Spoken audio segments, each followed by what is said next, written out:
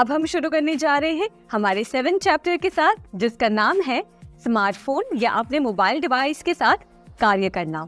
तो जब हम मोबाइल की बात करते हैं, आपके स्मार्टफोन की बात करते हैं, तो हम सब जानते हैं कि मोबाइल या स्मार्टफोन के आने की वजह से कैसे एक रेवोल्यूशन आया है। पहले जिस जमाने में हम लेटर्स के थ्रू कम्युनिकेट करते थे, आज वही काम कितना आसान हो गया है। हम यहाँ बैठे यूएस में, कनाडा में किसी को भी कॉल कर सकते हैं, ईमेल्स कर सकते हैं, मैसेजेस कर सकते हैं, फोटोज भेज सकते हैं और भी बहुत कुछ। तो मोबाइल के आने की वजह से हम सब जानते तो हैं कि मोबाइल ने एक बहुत ही बड़ा बदलाव लाया है। पर इस चैप्टर में हम सीखेंगे कि मोबाइल में आप क्या क्या कार्य कर सकते हैं, मोबाइल का ऑपरेटिंग सिस्टम क्या होता है, यानी कि किस प्रकार के ऑपरेटिंग सिस्टम्स हैं, और मोबाइल डिवाइसेस में भी किन किन प्रकार के डिवाइसेस आते हैं। जैसे कि एक होता है स्मार्टफोन, एक होता है टैबलेट, एक होता है फैबलेट। तो इस तरीके से हम उनके बारे में जानेंगे और कुछ ऐसी एप्लीकेशंस के बारे में जानेंगे जो आप अपने फ़ोन में इंस्टॉल करके उसे बहुत ही यूज़फुल तरीके से यूज़ कर सकते हैं। तो अब आगे बढ़ते हुए हम जानते हैं कि स्मार्टफोन्स या फिर आपके मोबाइल डिवाइसेस किस प्रकार के होते हैं। इस टॉपिक का नाम है हैंडहेल्ड डिवाइसेस के प्रकार। सबसे पहले तो जब हम हैंडहेल्ड डिवाइसेस की बात करते हैं तो मार्केट में कई तरह के डिवाइसेस अवेलेबल हैं, जैसे कि smartphone, phablet, tablet, feature phone. अब हम जानेंगे कि ये अलग अलग तरह के डिवाइसेस में ऐसी क्या फीचर्स हैं जो इनको अलग बनाते हैं। तो इसमें हमारा सबसे पहला डिवाइस है फीचर फोन। फीचर फोन वो फोन है जो कीपैड वाला होता है, जो छोटा सा नोकिया या माइक्रोमैक्स और ये सब के फोन्स आते थे और अभी भी आते हैं, कई लोग यूज करते हैं, उसे कहते हैं फीचर फोन। अब इस फोन में और जो आप स्मार्टफोन यूज करते हैं उसमें क्या मेन फर्क है? सबसे मेन फर्क ये है कि फीचर फोन में आप एडवांस चीजें नहीं कर सकते हैं, जैसे कि हाई क्वालिटी ऑडियोज और वीडियोज रिकॉर्ड नहीं कर सकते हैं, या फिर कोई गेम्स नहीं खेल सकते हैं। वो बस बेसिक चीजों के लिए वो फोन बना हुआ है। फीचर फोन में कीपैड्स होते हैं, जैसे कि हमारे लैपटॉप में होते हैं, वैसे ही फीचर फोन में कीपैड होते हैं और टच स्क्रीन नहीं होती है। इस वजह से आपको कीपैड के जरिए फोन को यूज करना होता है। तो इस पर आप कॉलिंग कर सकते हैं, इस पर आप टेक्स्ट मैसेजिंग कर सकते हैं, इस पर आप कैलेंडर देख सकते हैं, कॉन्टैक्ट सेव कर सकते हैं और भी कई तरह के काम कर सकते हैं। पर स्मार्टफोन के कंपैरिजन में ये थोड़ा सा लिमिटेड होता है, यानी कि आप हर तरह का काम नहीं कर सकते हैं। जैसे कि कुछ फोन्स में आप इंटरनेट ब्राउजिंग नहीं कर सकते हैं, या फिर जैसे हम हमारे ये जो स्मार्टफोन्स आते हैं इसमें हम वीडियो रिकॉर्ड कर पाते हैं, वो आप फीचर फोन में नहीं कर सकते हैं। तो ये था हमारे सबसे पहले मोबाइल डिवाइस का प्रकार, जिसका नाम है फीचर फोन। तो अब जानते हैं हमारे दूसरे टाइप के मोबाइल डिवाइस के बारे में, जिसे हम कहते हैं स्मार्टफोन।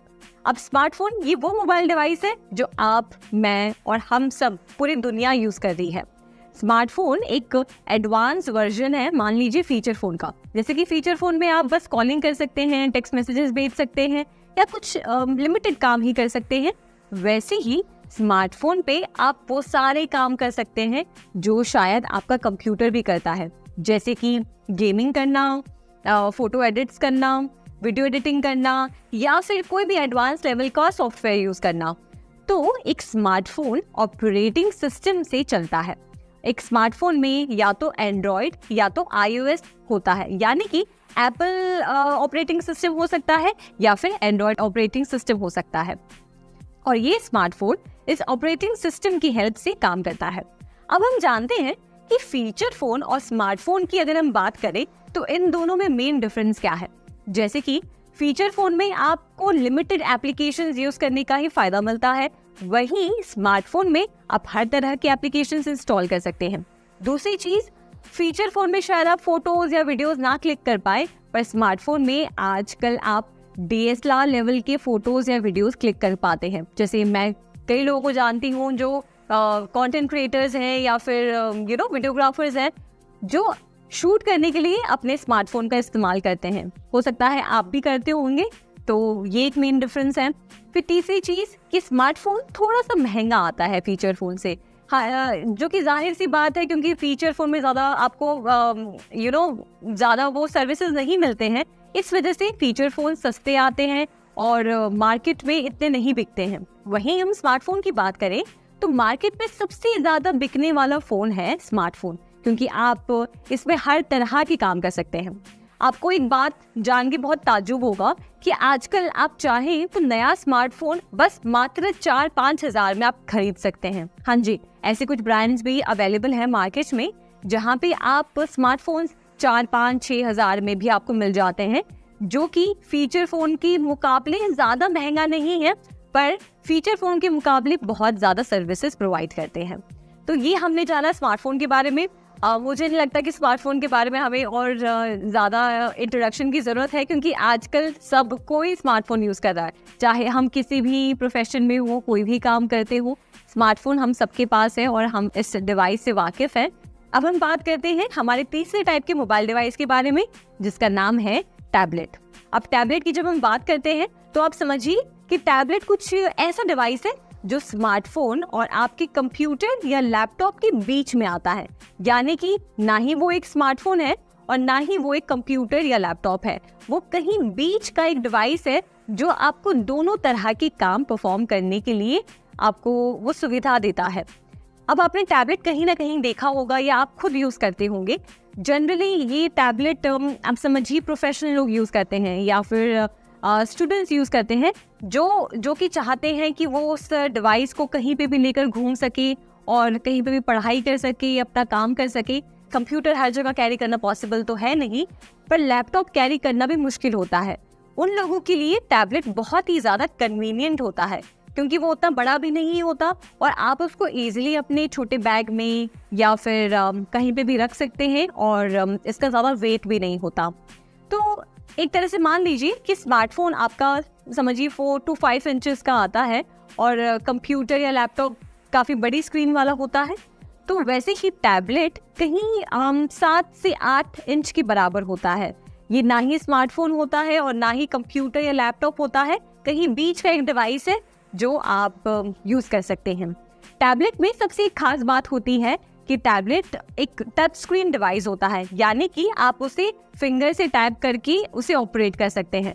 साथ ही साथ टैबलेट में एक स्टाइलिश डिवाइस होता है, यानी कि जैसे कि आप पेपर पे कुछ भी लिखते हैं, वैसे ही टैबलेट के साथ एक पेन आती है जिसके जरिए आप टैबलेट पे आइकन्स ओपन कर सकते हैं। इवन आप कोई ड्राइंग कर सकते हैं। इवन आप जो भी काम जो हम फोन से टच स्क्रीन से करते हैं वो आप उस पेन के जरिए कर सकते हैं। अब टैबलेट की बात कर रहे हैं तो टैबलेट पे वो ऑपरेटिंग सिस्टम होता है जो आपके लैपटॉप या कंप्यूटर में होता है। टैबलेट को आप वाईफाई से कनेक्ट कर सकते हैं, साथ ही साथ आप उसमें अपना मोबाइल डेटा कनेक्ट करके भी इंटरनेट का एक्सेस ले सकते हैं। और कई सारे टैबलेट्स पे डिटैचेबल कीबोर्ड्स होते हैं, यानी कि जैसे कि आपके लैपटॉप पे आपका स्क्रीन होता है और नीचे की तरफ कीबोर्ड वाला पार्ट होता है, वैसे ही कई सारे टैबलेट्स के साथ डिटैचेबल कीबोर्ड्स आते हैं। यानी कि जब आप टैबलेट को कीबोर्ड के साथ यूज़ करना चाहते हैं तो आप कीबोर्ड को अटैच कर सकते हैं, और जब आप चाहते हैं कि आप कीबोर्ड इस्तेमाल नहीं करना चाहते तो आप कीबोर्ड को डिटैच कर सकते हैं। तो ये बहुत ही कन्वीनियंट ऑप्शन है उन लोगों के लिए जो ऑफिस का काम, स्कूल का काम, कॉलेज का काम या कोई भी ऐसा प्रोफेशनल ड्राइंग, कोई आर्टिस्ट है, कोई काम जो अपने डिवाइसेस पे करते हैं जनरली, और वो चाहते हैं कि कन्वीनियंस ज़्यादा रहे, ज़्यादा वेट ना हो डिवाइस का, कहीं पे भी लेकर वो कैरी कर कर घूम सके। तो इस मामले में टैबलेट एक बहुत ही यूज़फुल डिवाइस है। अब बात करते हैं हमारे चौथे टाइप के मोबाइल डिवाइस के बारे में, जिसका नाम है फैबलेट। अब फैबलेट से आप क्या समझ पा रहे हैं? कुछ ऐसा लग रहा है कि शायद ये फ़ोन भी हो सकता है या शायद ये टैबलेट भी हो सकता है। तो हाँ, आप बिल्कुल सही सोच रहे हैं। ये आपके स्मार्टफोन या टैबलेट का एक कॉम्बिनेशन है। जैसे कि मान लीजिए आप कोई ऐसा डिवाइस आपको चाहिए जो स्मार्टफोन जितना मतलब साइज़ में छोटा हो, कन्वीनियंट हो कि आप उसको पॉकेट में लेके घूम सके, और थोड़ी सी उसकी स्क्रीन बड़ी हो जिससे आप उस पर कोई भी काम कर सके, आसानी से मूवीज़ देख सके या एडिटिंग कर सके या कोई भी काम कर सके जो मतलब ज़्यादा आंखों पे स्ट्रेस ना पड़े, आपको बहुत छोटे छोटे आइकन्स ना दिख रहे हों। तो ऐसी सिचुएशन में फैबलेट एक बहुत ही यूज़फुल डिवाइस होता है। फैबलेट आपके टैबलेट और स्मार्टफोन का एक बीच का कॉम्बिनेशन है जो स्मार्टफोन के फीचर्स भी रखता है और साथ ही साथ एक टैबलेट के फीचर्स भी रखता है। फैबलेट सेम आपके स्मार्टफोन की तरह काम करता है, यानी कि इसमें भी एक ऑपरेटिंग सिस्टम होता है, इसमें भी आप इंटरनेट यूज़ कर सकते हैं, इसमें भी आप वीडियोस ले सकते हैं, कैमरास यूज़ कर सकते हैं और हर वो तरह के एप्लीकेशंस इंस्टॉल कर सकते हैं जो आप एक स्मार्टफोन या टैबलेट में कर सकते हैं। तो ये तो हमने जान लिया फैबलेट के बारे में। तो इस पॉइंट में हमने देखा कि मोबाइल डिवाइस के क्या क्या प्रकार होते हैं।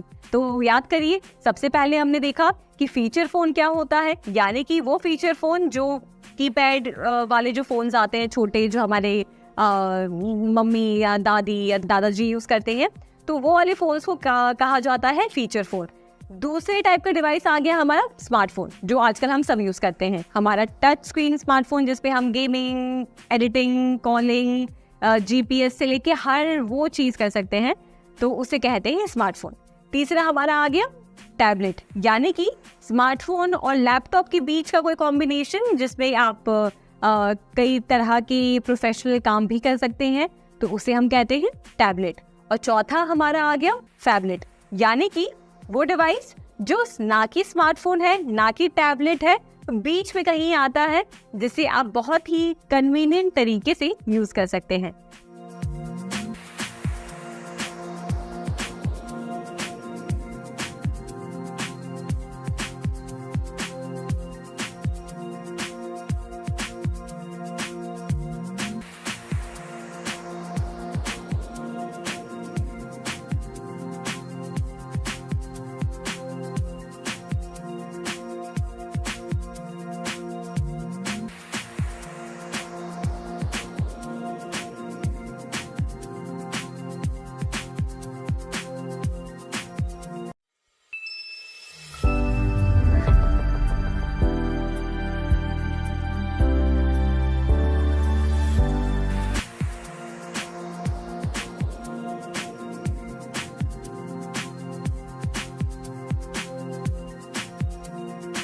अब चैप्टर में आगे बढ़ते हुए हम जानते हैं लोकप्रिय ऑपरेटिंग सिस्टम के प्रकार, यानी कि आपके मोबाइल डिवाइस को चलाने वाला जो सॉफ्टवेयर होता है, जो हम हमारे मोबाइल स्क्रीन पे देखते हैं, जो सारे आइकन्स होते हैं, जो सॉफ्टवेयर होता है, वो कितने प्रकार के आते हैं।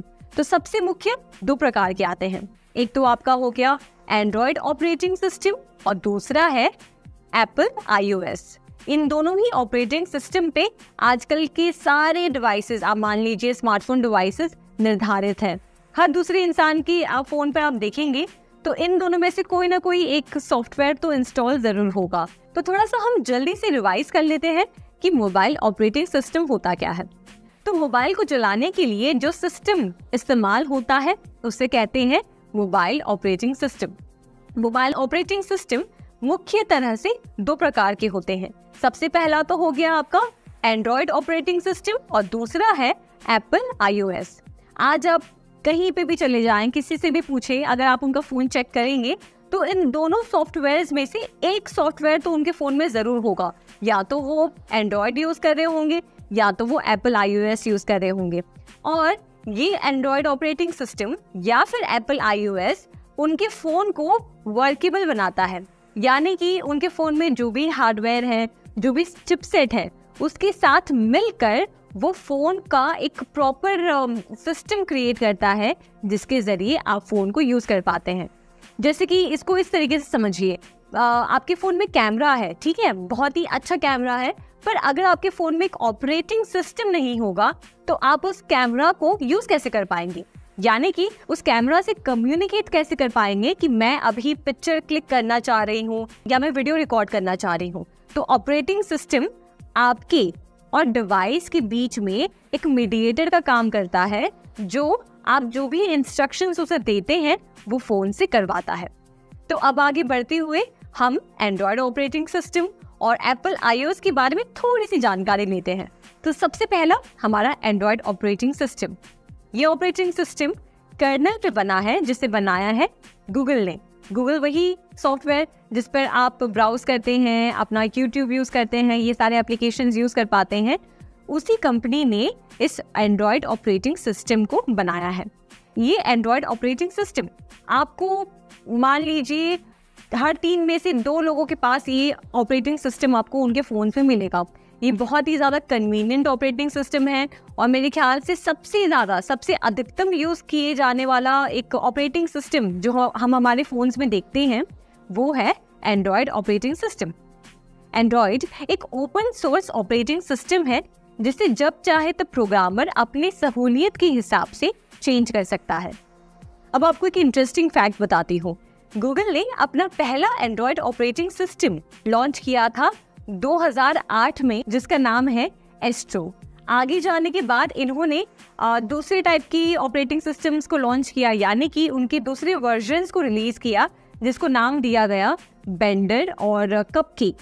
आपको ये बात जान के हैरानी होगी कि फिर आगे जाकर गूगल ने अपने ऑपरेटिंग सिस्टम्स का नाम मिठाइयों पर और डिजर्ट्स पर रखना शुरू कर दिया। तो कुछ नाम आपको बताती हूँ, जैसे कि donut, eclair, froyo, ginger bread, honeycomb, ice cream sandwich, jelly bean, lollipop, marshmallow और ऐसे ऐसे नाम रखे जाते थे उस समय में। आज आप देखेंगे अपने एंड्रॉयड पर तो सबसे लेटेस्ट ऑपरेटिंग सिस्टम जो है उसका नाम है एंड्रॉयड 14। और अगर बात करते हैं कि एंड्रॉयड ऑपरेटिंग सिस्टम कितना यूजफुल है और कितना मज़ेदार है, तो आप समझिए कि आज जितने भी लोग जो स्मार्टफोन्स यूज़ कर रहे हैं वो एंड्रॉयड को बहुत ही आसानी से चला पाते हैं। आप भी स्मार्टफोन यूज़ करते होंगे, आपको भी पता होगा कि अगर आप एंड्रॉयड यूज़ कर रहे हैं तो कितना इजी और कन्वीनियंट है। उसमें जो ऐप्स हैं उन्हें आप आसानी से यूज़ कर सकते हैं, ओपन कर सकते हैं, क्लोज कर सकते हैं, अनइंस्टॉल कर सकते हैं। और एंड्रॉयड पे स्विच करते ही, या तो फिर अगर आप नए यूज़र हैं, कुछ ही दिनों में आपको उस ऑपरेटिंग सिस्टम की इतनी अच्छी हैबिट हो जाती है कि आपको फिर कोई दिक्कत नहीं होती है उस फ़ोन को ऑपरेट करने के लिए। तो एंड्रॉयड ऑपरेटिंग सिस्टम आज के ज़माने में सबसे इजी, कन्वीनियंट और सबसे यूज़ किए जाने वाला ऑपरेटिंग सिस्टम है। अब हम जानते हैं हमारे दूसरे तरह के ऑपरेटिंग सिस्टम के बारे में, जिसका नाम है एप्पल iOS। ये वही ऑपरेटिंग सिस्टम है जो आपके एप्पल स्मार्टफोन, आपके आईपैड और आपके मैक में यूज़ किया जाता है। तो अगर बात करें एप्पल iOS की, तो ये ऑपरेटिंग सिस्टम आप हर एक डिवाइस में यूज़ नहीं कर सकते। यानी कि जिस कंपनी ने इस ऑपरेटिंग सिस्टम को बनाया है वो स्पेसिफिकली एप्पल डिवाइसेस के लिए बनाया है। जैसे कि आपका आईफोन, आपका मैक, आपका आईपैड, बस उन्हीं डिवाइसेस पे ये ऑपरेटिंग सिस्टम डिज़ाइन किया गया है और उन्हीं पे ये काम करता है।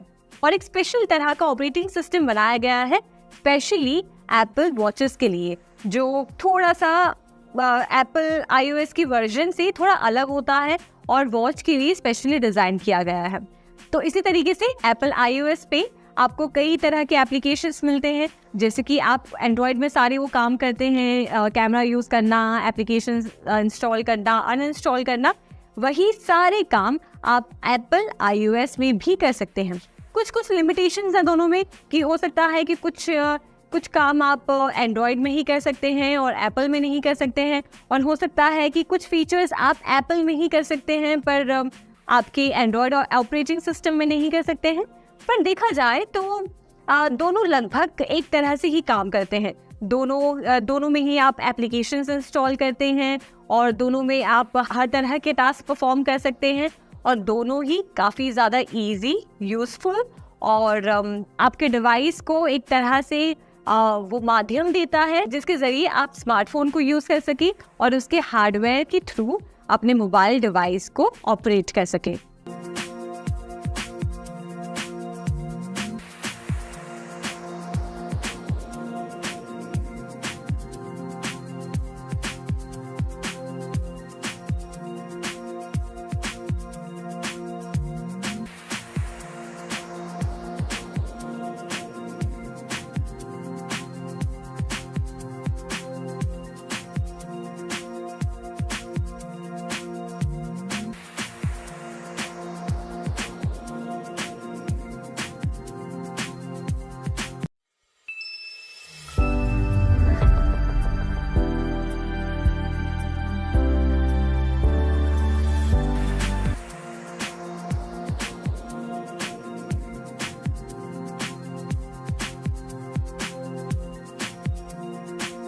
अब चैप्टर के इस सेक्शन में हम जानेंगे कि आप अपने फ़ोन में गूगल प्ले स्टोर को कैसे कॉन्फ़िगर कर सकते हैं।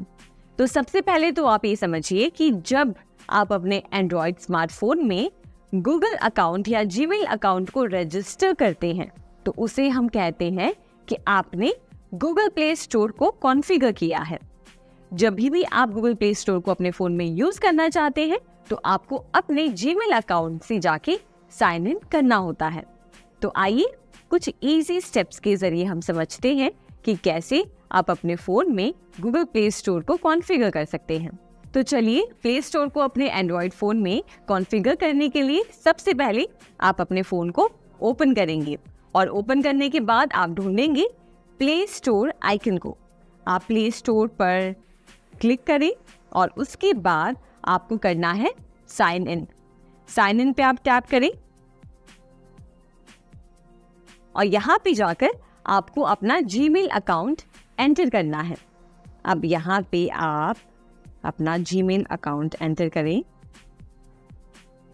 अब जैसे ही आप अपना अकाउंट एंटर करते हैं उसके बाद आप टैप करेंगे नेक्स्ट पर। इसके बाद आपको अपना पासवर्ड एंटर करना है।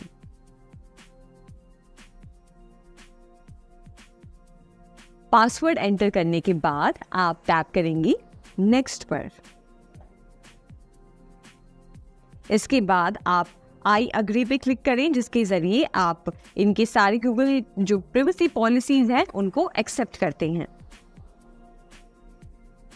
यहाँ पे उसके बाद अगर आप अपने डिवाइस का बैकअप लेना चाहते हैं तो उसके लिए आप यहाँ से चाहे तो टर्न ऑन कर सकते हैं इसे या टर्न ऑफ कर सकते हैं। तो हम यहाँ से इसे अभी के लिए टर्न ऑफ रखते हैं। उसके बाद हम क्लिक करेंगे एक्सेप्ट पर और जैसे ही आप एक्सेप्ट पे क्लिक करते हैं तो आप देखेंगे कि टॉप राइट कॉर्नर में आपको अपना प्रोफाइल दिखाई दे रहा होगा। इसका मतलब ये कि आपने अपने जीमेल अकाउंट से गूगल प्ले स्टोर में साइन इन कर दिया है और इसके बाद आप गूगल प्ले स्टोर को यूज़ करना शुरू कर सकते हैं। अब इसमें हम जानेंगे कि कैसे आप कोई भी एप्लीकेशन को प्ले स्टोर से इंस्टॉल या अनइंस्टॉल कर सकते हैं। तो सबसे पहले स्टेप में आप अपना एंड्रॉयड फ़ोन ओपन करेंगे और फ़ोन ओपन करते ही आप टैप करें प्ले स्टोर पर और जैसे ही आप अपना प्ले स्टोर एप्लीकेशन ओपन करते हैं आपको लेफ्ट साइड एक मैग्नीफाइंग ग्लास का आइकन नज़र आ रहा होगा। आप उस पर टैप करें और यहाँ पे जो भी एप्लीकेशन आप इंस्टॉल करना चाहते हैं उसे आपको यहाँ पे सर्च करना है और उसके बाद आप इंस्टॉल कर सकते हैं। तो आप सबसे पहले जो भी एप्लीकेशन या गेम को इंस्टॉल करना चाहते हैं उसका नाम यहाँ पे टाइप करें। हमने यहाँ पे मान लीजिए MX प्लेयर टाइप किया। तो MX प्लेयर टाइप करते ही आपको यहाँ पे कुछ ऑप्शंस नज़र आ रहे होंगे। आपको इन ऑप्शंस में से जिसको भी आप इंस्टॉल करना चाहते हैं उस पे जाके आप इस मैग्नीफाइंग ग्लास आइकन को वापस से टैप करें। अब यहाँ पे हमारे सामने जिस एप्लीकेशन को हम सर्च कर रहे थे वो यहाँ पे नज़र आ रहा है और उसके बगल में इंस्टॉल का ऑप्शन है। इसे इंस्टॉल करने के लिए आपको बस इस इंस्टॉल आइकन पे टैप करना है और जैसे ही आप टैप करेंगे आप देखेंगे कि ये एप्लीकेशन आपके फ़ोन में इंस्टॉल हो रही है। अब यहाँ पे देखिए इंस्टॉल लिखा हुआ आ रहा है, यानी कि ये एप्लीकेशन इंस्टॉल हो गया है और इसे ओपन करने के लिए आप ओपन पे टैप करें और जैसे ही आप ओपन पे टैप करते हैं आप चाहें तो यहाँ से सेटिंग्स में चेंजेस कर सकते हैं। अगर आप चाहें तो बाद में कर सकते हैं। नॉट नाउ पे क्लिक करके आप डायरेक्टली इस एप्लीकेशन को यूज़ करना शुरू कर सकते हैं। तो ये हमने जाना कि कैसे आप प्ले स्टोर से कोई भी एप्लीकेशन को इंस्टॉल कर सकते हैं। ऐसे ही आप प्ले स्टोर पे और भी एप्लीकेशंस को एक्सप्लोर करके अपने फ़ोन में इंस्टॉल कर सकते हैं। आइए अब जानते हैं कि आप अपने फ़ोन से कैसे किसी भी एप्लीकेशन को डिलीट या डिसेबल कर सकते हैं। यानी कि अगर समझिए आपके फ़ोन में कुछ ऐसे एप्लीकेशंस हैं जिन्हें आप यूज़ नहीं कर रहे हैं और आपको लगता है कि अब आप उन्हें डिलीट करना चाहते हैं तो वो आप आसानी से कर सकते हैं। इसके लिए आपको अपने फ़ोन में आना है और फ़ोन में आकर आप जाएंगे सेटिंग्स में। सेटिंग्स में जाने के बाद आपको अपने फ़ोन में एप्लीकेशन का ऑप्शन नज़र आएगा। मेरे फ़ोन में अगर आप देखेंगे तो ये ऐप्स नाम से है। हो सकता है आपके फ़ोन में ये एप्लीकेशन मैनेजर के नाम से हो। तो मैं यहाँ पर ऐप्स को सिलेक्ट करूँगी। उसके बाद मुझे जाना है ऐप मैनेजमेंट में। आप यहाँ पे ऐप मैनेजमेंट में जाएं और यहाँ पे मेरे फ़ोन में जो भी एप्लीकेशंस हैं वो यहाँ पे आपको नज़र आ रही होंगी। उसके बाद जिस भी एप्लीकेशन को आप अनइंस्टॉल करना चाहते हैं यानी कि डिलीट करना चाहते हैं उस एप्लीकेशन को सिलेक्ट करें। जैसे फॉर एग्जांपल मैं इस एप्लीकेशन को अनइंस्टॉल करना चाहती हूँ। उसे सिलेक्ट करने के बाद हमें बस कुछ नहीं करना है, हमें टैप करना है अनइंस्टॉल पर और उसके बाद ओके। और जैसे ही आप ये करते हैं तो आप जिस भी एप्लीकेशन को अनइंस्टॉल कर रहे थे अब वो आपके फ़ोन से अनइंस्टॉल यानी कि डिलीट हो गया होगा। अब यहीं पे आपको एक बात बता दूं कि कुछ ऐसे एप्लीकेशंस होते हैं आपके फ़ोन में जिन्हें आप अनइंस्टॉल या डिलीट नहीं कर सकते हैं।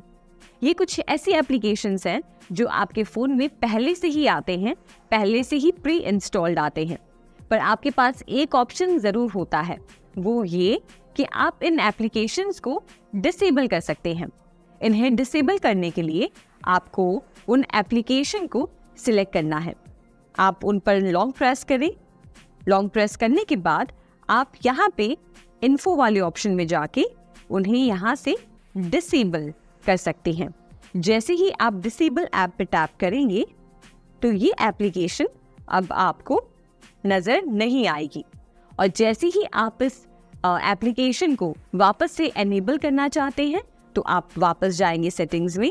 सेटिंग्स में जाने के बाद आप ऐप्स में जाएं, ऐप मैनेजमेंट में जाएं और जो एप्लीकेशन को आप एनेबल करना चाहते हैं उसे सर्च करें और यहाँ से एनेबल पे क्लिक करके उसे वापस से एनेबल कर दें।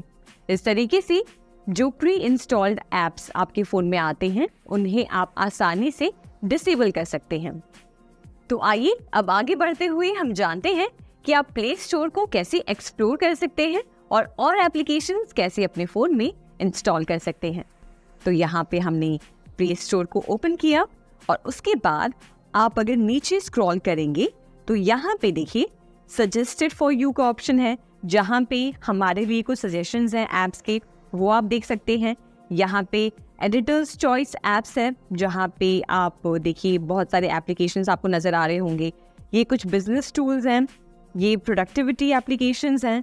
उसके बाद यहाँ पे बजटिंग टूल्स हैं, मोबाइल बैंकिंग एप्लीकेशन है। इस तरीके से आप नीचे जैसे जैसे स्क्रॉल करते जाएंगे आपको अलग अलग कैटेगरीज में एप्लीकेशंस नज़र आ रही होंगी। अब इसमें से जिस भी कैटेगरी के एप्लीकेशंस को आप इंस्टॉल करना चाहते हैं उस एप्लीकेशन पे जाकर आप उसे सिलेक्ट करें और इंस्टॉल करें। समझ लीजिए हमने बिजनेस टूल्स में से हमें माइक्रोसॉफ्ट एक्सेल एप्लीकेशन को इंस्टॉल करना है, तो हम इस पे टैप करेंगे और यहाँ से हम इंस्टॉल पे क्लिक करके इसे इंस्टॉल कर सकते हैं। आप चाहें तो इस एप्लीकेशन के बारे में और इन्फॉर्मेशन ले सकते हैं। अबाउट दिस ऐप में जाकर यहाँ पे आपको एप्लीकेशन से रिलेटेड सारी इन्फॉर्मेशन मिल जाती है। आप अगर बैक आएंगे तो बैक आकर आप यहाँ पे इस एप्लीकेशन से रिलेटेड और भी डिटेल्स देख सकते हैं। और इसके साथ साथ आप नीचे यहाँ पे रिव्यूज़ देखेंगे, जहाँ पे जिन लोगों ने इस एप्लीकेशन को रिव्यू किया है, यानी कि जिन लोगों ने इस एप्लीकेशन को यूज़ किया है उन्होंने अपने रिव्यूज़ डाले हैं कि एप्लीकेशन उनके लिए कैसी थी, यूज़फुल थी या नहीं, या उन्हें यूज़ करने में कैसा लगा। तो यहाँ पे आप चाहे तो इस रिव्यूज़ को पढ़ सकते हैं। अब अगर आप नीचे की तरफ देखेंगे तो यहाँ पे सिमिलर ऐप्स में आपको वो सारी एप्लीकेशंस नज़र आएंगी जो आप जिस ऐप को इंस्टॉल करना चाह रहे हैं उससे कुछ सिमिलर है। तो आप चाहे तो ये ऐप्स को एक्सप्लोर कर सकते हैं। उसी के साथ साथ आप यहाँ पे देखेंगे तो पीपल ऑल्सो इंस्टॉल्ड के ऑप्शन में यहाँ पे वो एप्लीकेशंस है जो लोगों ने अपने फ़ोन में इंस्टॉल कर रखे हैं। तो इस तरीके से आप इन एप्लीकेशंस को एक्सप्लोर करें। इसी के साथ अगर आप यहाँ पे राइट स्वाइप करेंगे ऊपर की तरफ तो कैटेगरीज में जाकर आपको अलग अलग कैटेगरीज के हिसाब से आप एप्लीकेशन इंस्टॉल कर सकते हैं। आप चाहे तो वॉच ऐप्स यहाँ से इंस्टॉल कर सकते हैं। आप चाहे आर्ट एंड डिज़ाइन से रिलेटेड एप्लीकेशन एक्सप्लोर कर सकते हैं। इस तरह से आप प्ले स्टोर पे जाकर अलग अलग कैटेगरीज में ऐप्स को एक्सप्लोर कर सकते हैं और अपने यूज़ के हिसाब से उन्हें इंस्टॉल कर सकते हैं।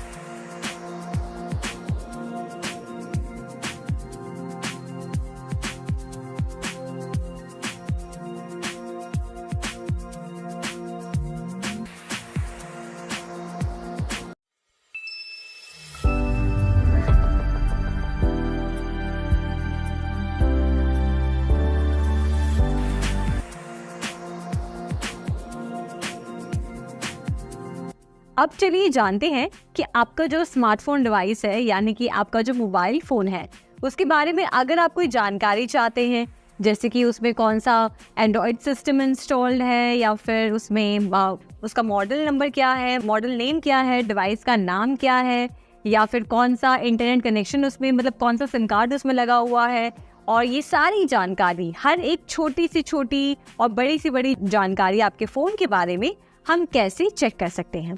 इसके लिए बहुत आसान है, आपको अपना फ़ोन ओपन करना होगा और जाना होगा सेटिंग्स में। तो आइए देखते हैं कि अपने फ़ोन पर अपने फ़ोन की जानकारी हम कैसे देख सकते हैं। तो यहाँ पे हमने हमारा फ़ोन ओपन कर लिया है और हम सबसे पहले जाएंगे सेटिंग्स में।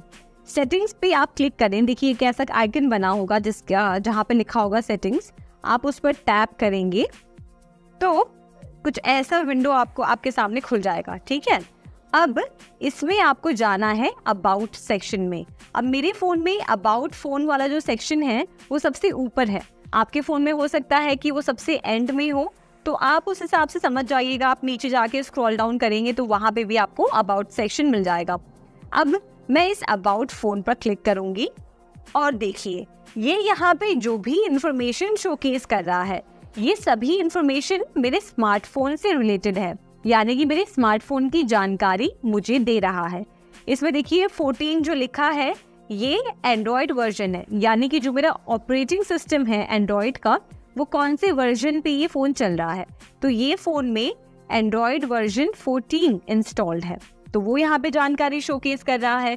उसके बाद बगल में आप देखेंगे तो डिवाइस नेम, यानी कि स्मार्टफोन का नाम क्या है, कौन से ब्रांड का है, वो इन्फॉर्मेशन यहाँ पे शोकेस कर रहा है। फिर नीचे की तरफ आप देखेंगे तो स्टोरेज, यानी कि इसमें 256 GB की 256 GB की टोटल स्टोरेज है, जिसमें से 36 GB मैंने यूज़ किया है और बाकी स्टोरेज फ्री है, तो वो स्टोरेज की इंफॉर्मेशन आपको यहाँ से मिलती है। उसके बाद आप यहाँ पे आएंगे तो यहाँ पे एंड्रॉयड का वर्जन आपको दिखाई दे रहा है। फिर यहाँ पे एंड्रॉयड सिक्योरिटी अपडेट यहाँ पे आपको नज़र आ रही है, और फिर नीचे की तरफ आप देखेंगे तो डिटेल्ड इन्फो एंड स्पेक्स लिखा हुआ है। इस पर आप क्लिक करेंगे तो यहाँ पे देखिए कितने GB का रैम है। जैसे देखिए यहाँ पे 12 GB + 4 GB का रैम बता रहा है, यानी कि मेरे फ़ोन में 12 + 4 GB का रैम है। उसके बाद यहाँ पे कौन सा चिपसेट लगा हुआ है, कौन सा प्रोसेसर है, तो डायमेंसिटी 7200 अल्ट्रा ऑक्टा कोर का प्रोसेसर है। उसके बाद यहाँ पे एंड्रॉयड वर्जन का इन्फॉर्मेशन है, Android security update, model number, baseband version, kernel version, internal storage, और ये है इम्पॉर्टेंट सेफ्टी इन्फॉर्मेशन। इसमें आप लीगल इन्फॉर्मेशन पे क्लिक करेंगे तो यहाँ पे अलग अलग ये हालांकि अभी काम आपको आएगा नहीं और इतना आता नहीं है, पर फिर भी अगर ज़रूरत पड़ती है तो आप यहाँ पे जाके लाइसेंस और जो लीगल इन्फॉर्मेशन आप चाहते हैं अपने फ़ोन के रिलेटेड, वो सारी इन्फॉर्मेशन आप यहाँ से देख सकते हैं। फिर आप स्टेटस पे जाएंगे तो यहाँ पे स्टेटस में आप बैटरी स्टेटस दिखा रहा है नॉट चार्जिंग, मतलब आपका स्मार्टफोन अभी चार्जिंग मोड पे नहीं है। उसके बाद बैटरी लेवल दिखा रहा है 57% बचा हुआ है। फिर यहाँ पे नीचे की तरफ phone number, 2 SIM card slots हैं इसमें, तो दोनों में ही कोई भी सिम कार्ड इंस्टॉल्ड नहीं है, वो यहाँ पे आपको दिखाई दे रहा है। फिर सिम का स्टेटस जो है वो यहाँ पे नज़र आ रहा है, और फिर ये फ़ोन का IMEI नंबर यहाँ से आप देख सकते हैं, और IP एड्रेस और device wifi mac address, Bluetooth address, uptime, और ये सारी इंफॉर्मेशन आपको यहाँ से मिल जाएगी। अब यहाँ पे हम बैक आते हैं मेन पेज पे, जो हमारा अबाउट फ़ोन का सेक्शन था। यहाँ पे आप बैकअप एंड रिस्टोर पे क्लिक करेंगे तो यहाँ पे आप अपने फ़ोन का जो भी डेटा है वो बैकअप करना चाहते हैं, उससे रिलेटेड यहाँ पे इंफॉर्मेशन है, और यहाँ से आप बैकअप ले सकते हैं आपके कॉन्टैक्ट्स का, और मतलब कॉल हिस्ट्री का, और बाकी और भी जो सेव्ड आइटम्स आपके स्टोरेज में हैं उससे रिलेटेड। उसके बाद आप यहाँ से एग्ज़िट करेंगे तो ये बैकअप की इंफॉर्मेशन आ जाएगी, यानी कि मेरे गूगल अकाउंट पे मैंने कितना बैकअप ले रखा है वो आप यहाँ से देख सकते हैं, और बैकअप की सारी डिटेल्स यहाँ पे शोकेस कर रही है, जैसे ऐप्स, फोटोज़ एंड वीडियोज़ में जैसे नो डेटा बैकअप, मतलब ऐप्स का कोई भी डेटा मेरे गूगल अकाउंट पे बैकअप नहीं है वो दिखा रहा है। फिर फोटोज़ एंड वीडियोज़ में मैंने बैकअप ऑफ कर रखा है तो वो ऑफ दिखा रहा है। फिर SMS और कॉल हिस्ट्री का ये सब बैकअप आप यहाँ से, इवन आप यहाँ से स्टोरेज भी मैनेज कर सकते हैं। अब यहाँ पे जाएंगे तो आपको दिखेगा कि आपका जो गूगल अकाउंट है उसमें कितना स्टोरेज यूज़ हुआ है, यानी कि गूगल ड्राइव में कितना स्टोरेज यूज़ हुआ है, जीमेल में कितना स्टोरेज यूज़ हुआ है, या गूगल फोटोज़ में कितना स्टोरेज यूज़ हुआ है। अभी हाल फिलहाल मैंने ये अकाउंट नया बनाया है तो मतलब इसे यूज़ नहीं किया गया है उतना, तो इस वजह से ये सारा जो है ये 0 बता रहा है। पर जैसे ही आप गूगल ड्राइव यूज़ करते हैं, जीमेल यूज़ करते हैं, गूगल फोटोज़ यूज़ करते हैं, जो यहाँ पे जो स्टोरेज है वो बढ़ती जाती है। उसके बाद हम यहाँ पे बैक जाएंगे और बैक जाएंगे और यहाँ पे हेल्प एंड फीडबैक, अगर आप कोई फीडबैक चाहते हैं या कोई कि जैसे देखिए यहाँ पे how can I backup my items, या कोई भी इंफॉर्मेशन जो क्वेश्चन है अगर आप चाहते हैं तो आप यहाँ पे जाके क्लिक करके उसके बारे में जान सकते हैं। और फिर उसके बाद गूगल अकाउंट से रिलेटेड यहाँ पे इंफॉर्मेशन है कि कौन सा गूगल अकाउंट इसमें लॉग्ड इन है और वही सारा इंफॉर्मेशन। तो यहाँ पे हमने देख लिया बैकअप एंड रिस्टोर। अब हम आते हैं फैक्ट्री रीसेट पे।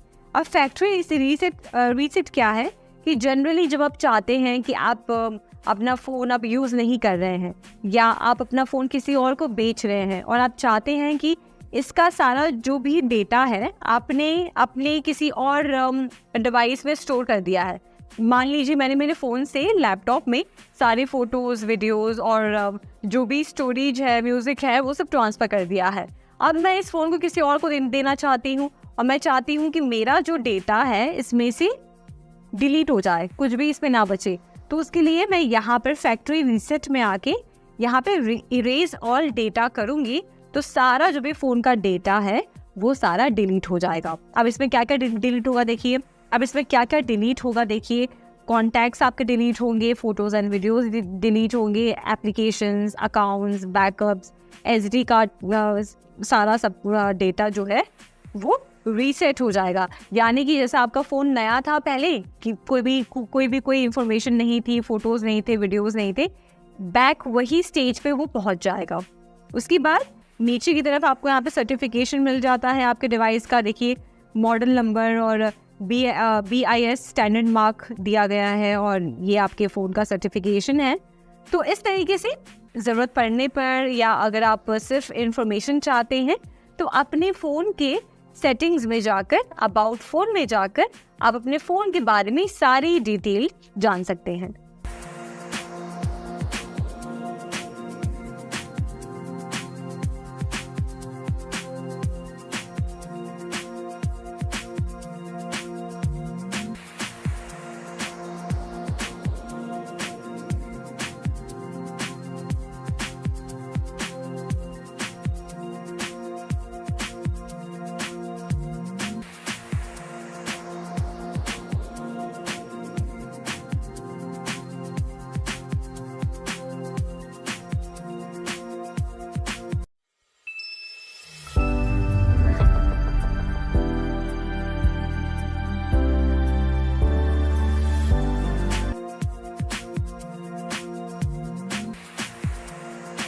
अब हम जानेंगे कि हम दो स्मार्टफोन डिवाइसेस यानी कि दो फोन्स के बीच में डेटा ट्रांसफर आपस में कैसे कर सकते हैं।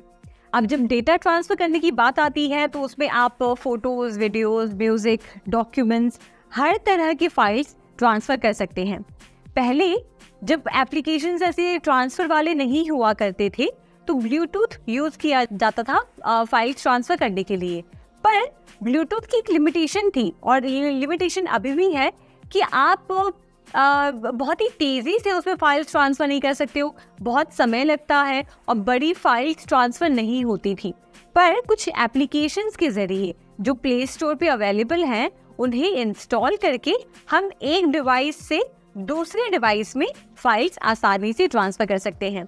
ये एप्लीकेशंस आप तब यूज़ कर सकते हैं जैसे समझिए आपने कोई वेडिंग फंक्शन या कोई सेलिब्रेशन या कोई ओकेशन की अपने फ़ोन में बहुत सारी फ़ोटोज़ खींची है।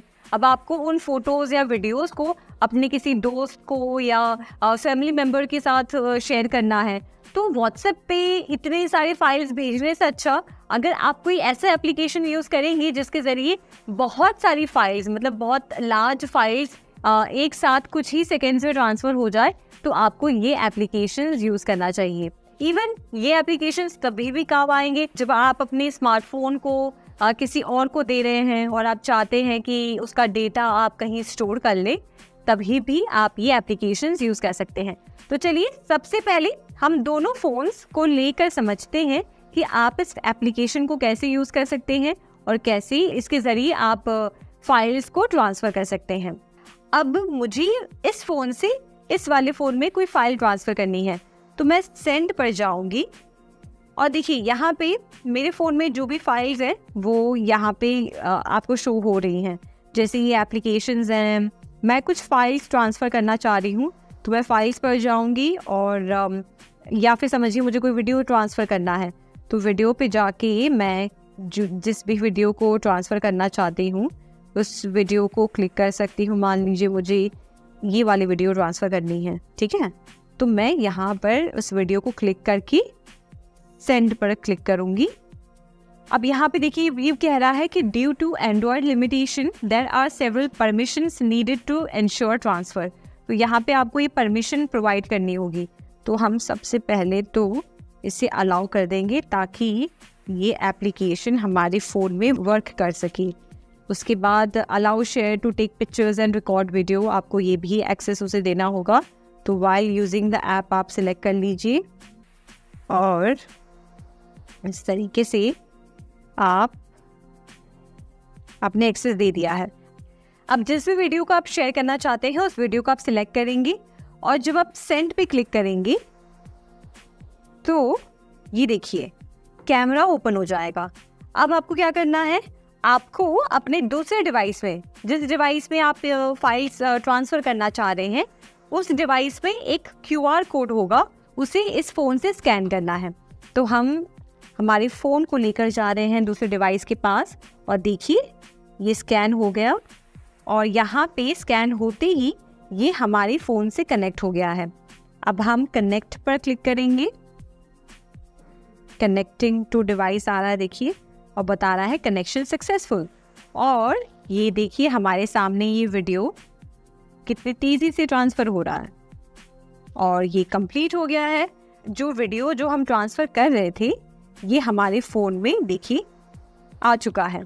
तो इस तरीके से अब बहुत आसानी से और बिना कोई एक्स्ट्रा टाइम वेस्ट किए आप दो फ़ोन्स के बीच पे easily files, videos, images, applications या हर तरह के डेटा को ट्रांसफ़र कर सकते हैं इस एप्लीकेशन के ज़रिए। ये एप्लीकेशन अपने फ़ोन में ज़रूर इंस्टॉल करिएगा और अगली बार से जब भी आप अपने फ़ोन में से कोई भी डेटा एक फ़ोन से दूसरे फ़ोन में ट्रांसफ़र कर रहे होंगे तो इस एप्लीकेशन को ज़रूर यूज़ करिए। यहाँ पे नोट करने वाली बात यह है कि जब आप अपने फ़ोन से दूसरे फ़ोन के QR कोड को स्कैन करेंगे तो ये ध्यान रखिए कि उस फ़ोन का वाईफाई कनेक्शन जो है वो ऑफ पे हो। उसके बाद आपके सामने वो QR कोड डिस्प्ले होगा जिसे स्कैन करके आप फाइल ट्रांसफ़र कर सकते हैं।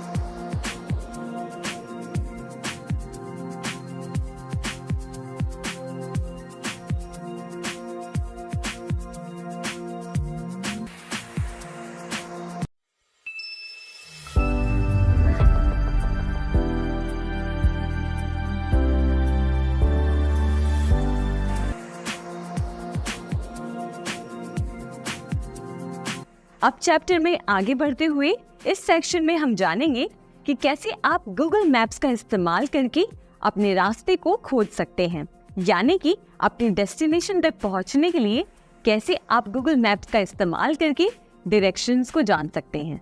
गूगल मैप्स एक ऐसा यूजफुल एप्लीकेशन है जिसका यूज करके आप अपने करंट लोकेशन से अपने डेस्टिनेशन तक पहुंचने के लिए पाथ या फिर डायरेक्शंस को जान सकते हैं।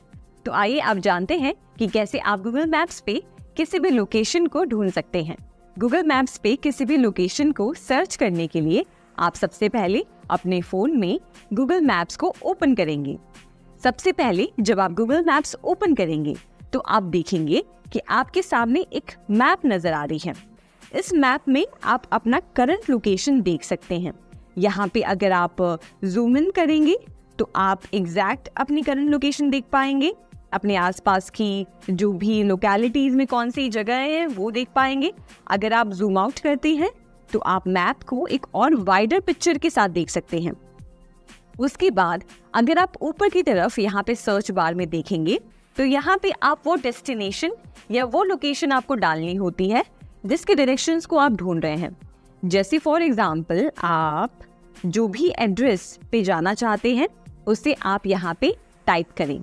टाइप करने के बाद आप यहाँ पे मैग्नीफाइंग ग्लास का जो आइकन है उस पे ऐसे टैप कर सकते हैं। तो यहाँ से आप जो भी ऑप्शन सिलेक्ट करना चाहते हैं वो ऑप्शन आप सिलेक्ट करें और यहाँ पे आप देख पाएंगे कि एक रेड डॉट के जरिए मैप पे उसकी करंट लोकेशन दिखाई दे रही है। अब मान लीजिए अगर आप कोई फेमस लैंडमार्क या कोई फेमस स्पॉट या कोई फेमस लोकेशन है वहां तक अगर आप पहुंचना चाहते हैं तो आप डायरेक्टली जाके सर्च बार में जाकर आप उस लोकेशन को डाल सकते हैं। जैसे फॉर एग्जांपल अगर हम ये लोकेशन डालते हैं और अगर हम जाके मैग्नीफाइंग ग्लास आइकन पे टैप करते हैं तो इससे रिलेटेड जो भी ऑप्शंस हैं वो आपको दिखा देगा। अब आप चाहें तो यहाँ पे जाके आप उसे सिलेक्ट कर सकते हैं। इवन आप मैप को जूम इन करके भी अपने ऑप्शंस को एक्सप्लोर कर सकते हैं और उस एग्जैक्ट लोकेशन को टैप करके सिलेक्ट कर सकते हैं। और आप देखेंगे कि जैसे ही आप टैप करते हैं तो यहाँ पे वो आपको डायरेक्शंस को स्टार्ट करने का ऑप्शन दे देता है। तो इस तरीके से आप गूगल मैप्स पे जाकर अपने डेस्टिनेशन की एड्रेस डालकर उसकी डायरेक्शंस को सर्च कर सकते हैं। अब आइए जानते हैं जिस भी डेस्टिनेशन को आपने सिलेक्ट किया था उसके डायरेक्शंस को आप कैसे ढूंढ सकते हैं। तो यहाँ पे जिस डेस्टिनेशन को हमने सिलेक्ट किया था वहाँ पे सिलेक्ट करते ही आप देखेंगे कि नीचे की तरफ एक डायरेक्शंस नाम का आइकन नजर आ रहा होगा आपको। इस डायरेक्शंस पे आपको क्लिक करना है। आप जैसे ही डायरेक्शंस पे क्लिक करते हैं ये आपको रूट दिखा देता है कि आपके करंट लोकेशन से डेस्टिनेशन की दूरी कितनी है और कैसे आप उस तक पहुंच सकते हैं। यहाँ पे अगर आप देखेंगे तो ये आपको करंट लोकेशन बता रहा है। आप चाहें तो एक स्टार्टिंग पॉइंट डाल सकते हैं जहां समझिए अगर आप किसी स्पेसिफिक लोकेशन से आपके डेस्टिनेशन तक डायरेक्शंस देख रहे हैं तो आप यहाँ पे स्टार्टिंग पॉइंट डालें। अब यहाँ पे हमारा करंट लोकेशन बता रहा है, पर अगर हम कोई स्टार्टिंग पॉइंट डालना चाहते हैं तो हम वो भी कर सकते हैं। जैसे हमने यहाँ पे स्टार्टिंग पॉइंट डाला और इसे यहाँ से टैप करके सिलेक्ट कर लिया। अब आप देखेंगे कि करंट लोकेशन से ये स्विच होकर आपने जो स्टार्टिंग पॉइंट सिलेक्ट की थी अब वो वहां से दिखा रहा है। इसके बाद अगर आप देखेंगे तो प्रीव्यू के बगल में आपको एक स्टेप्स का ऑप्शन दिख रहा होगा। स्टेप्स वाले आइकन पे अगर आप क्लिक करेंगे तो यहाँ पे आपको डिटेल सारी डायरेक्शन यहाँ पे नजर आएगी, जैसे कि कहाँ राइट मुड़ना है, कहाँ लेफ्ट मुड़ना है, कितने मीटर्स के बाद आपको डायरेक्शंस चेंज करनी है। अब इसके बाद आप स्टार्ट पे जाकर अपने नेविगेशन को शुरू कर सकते हैं। जैसे ही आप स्टार्ट पे टैप करते हैं तो देखिए ये आपको रूट दिखाना शुरू कर रहा है, यानी कि अब आप इस रूट को फॉलो करते हुए अपने डेस्टिनेशन तक आराम से पहुंच सकते हैं। अब यहाँ पर आपको एक और बात बता दूं कि अगर आप बैक जाते हैं तो यहाँ से आप अलग अलग ट्रांसपोर्टेशन मोड से स्विच कर सकते हैं, यानी कि अगर आप अपने डेस्टिनेशन तक कार से पहुंच रहे हैं तो आप कार वाला ऑप्शन सिलेक्ट करें। अगर आप बाइक से पहुंचना चाह रहे हैं तो आप बाइक ऑप्शन सिलेक्ट करें। अगर आप बस या कोई और पब्लिक ट्रांसपोर्ट यूज कर रहे हैं तो आप वो सिलेक्ट करें, और या फिर अगर आप वॉकिंग जा रहे हैं तो आप वॉकिंग वाला ऑप्शन सिलेक्ट करें।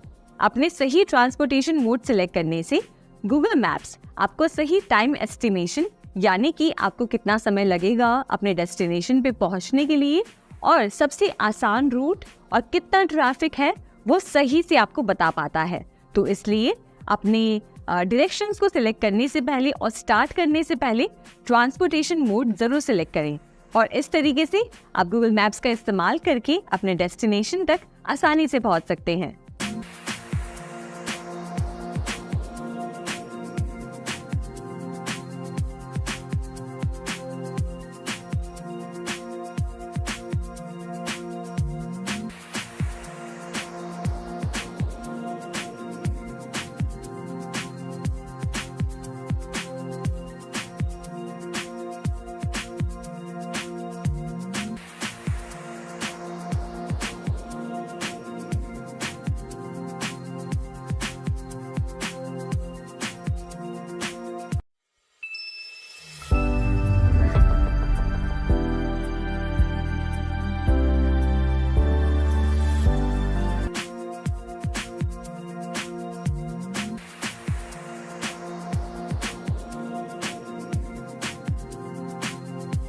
अब आगे बढ़ते हुए हम जानेंगे कि आपके फ़ोन में जो ये सेटिंग पैनल में जो ये ऑप्शंस आते हैं, ब्लूटूथ, वाईफाई, मोबाइल डेटा और जीपीएस, ये क्या करते हैं और आप कैसे इसे यूज़ कर सकते हैं।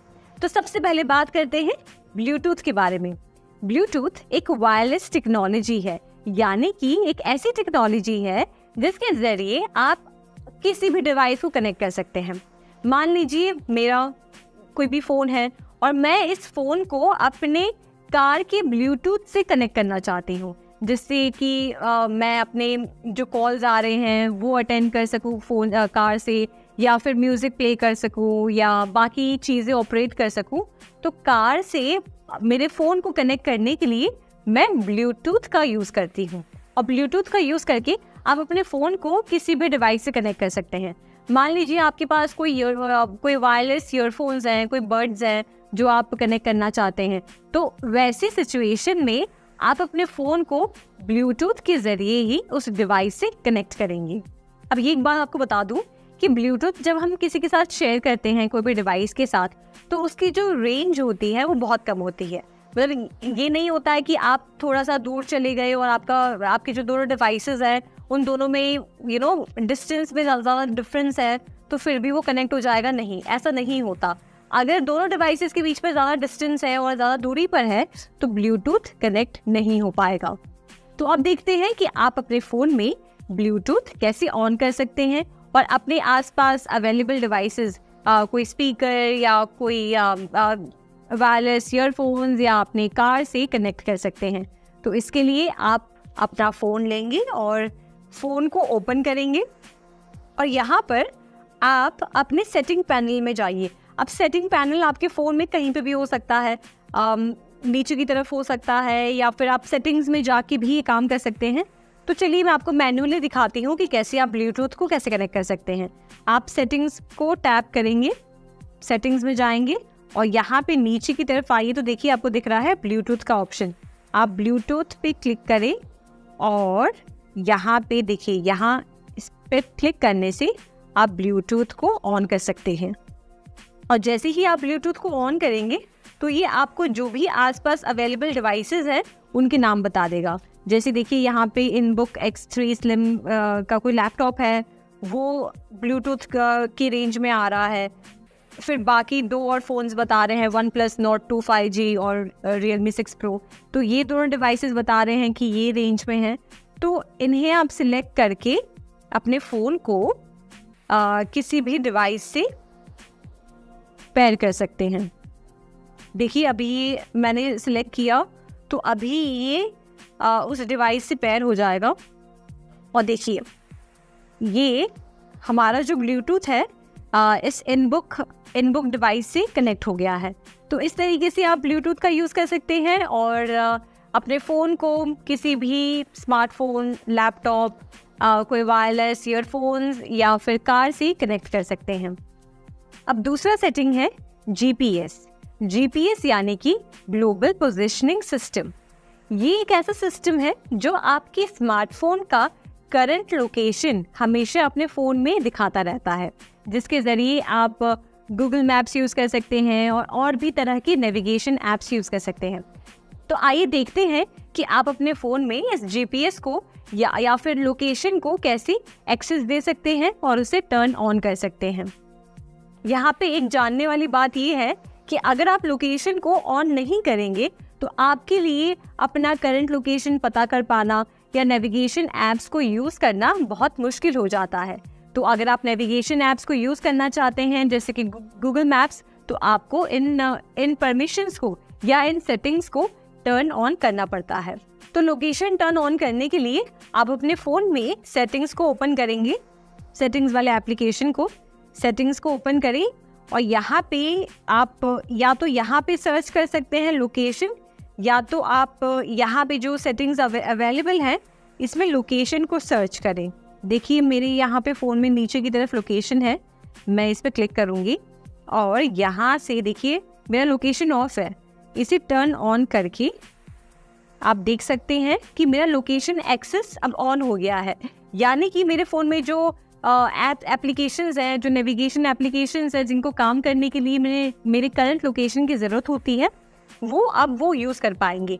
और यहाँ पे आप देखेंगे रिसेंट एक्सेस में तो आप देख पाएंगे कि मैप्स मेरा करंट लोकेशन यूज़ कर रहा है, गूगल मेरा करंट लोकेशन यूज़ कर रहा है, कैमरा भी मेरा करंट लोकेशन यूज़ कर रहा है।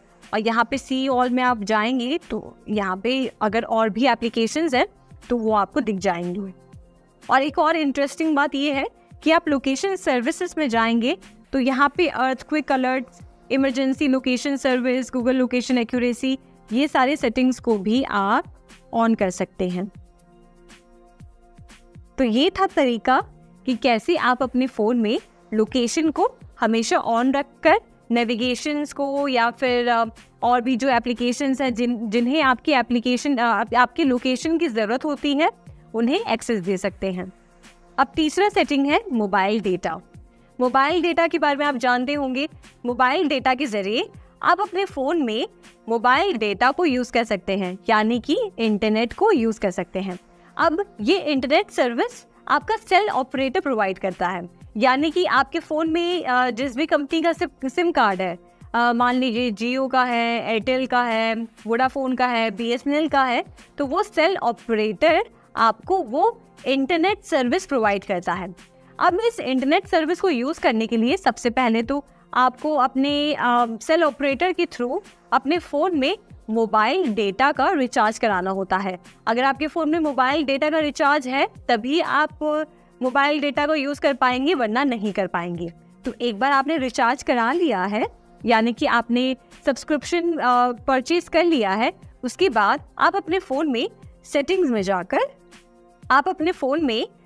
में जाकर यहाँ पे देखिए मोबाइल डेटा का ऑप्शन है जो नॉट अवेलेबल बता रहा है, उसे सिलेक्ट करके आप अपने मोबाइल डेटा को यूज़ कर सकते हैं।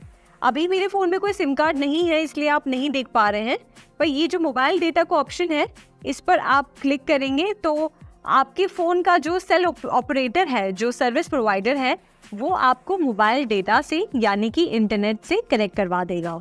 तो ये था आसान तरीका कि कैसे आप अपने फ़ोन में मोबाइल डेटा को ऑन कर सकते हैं।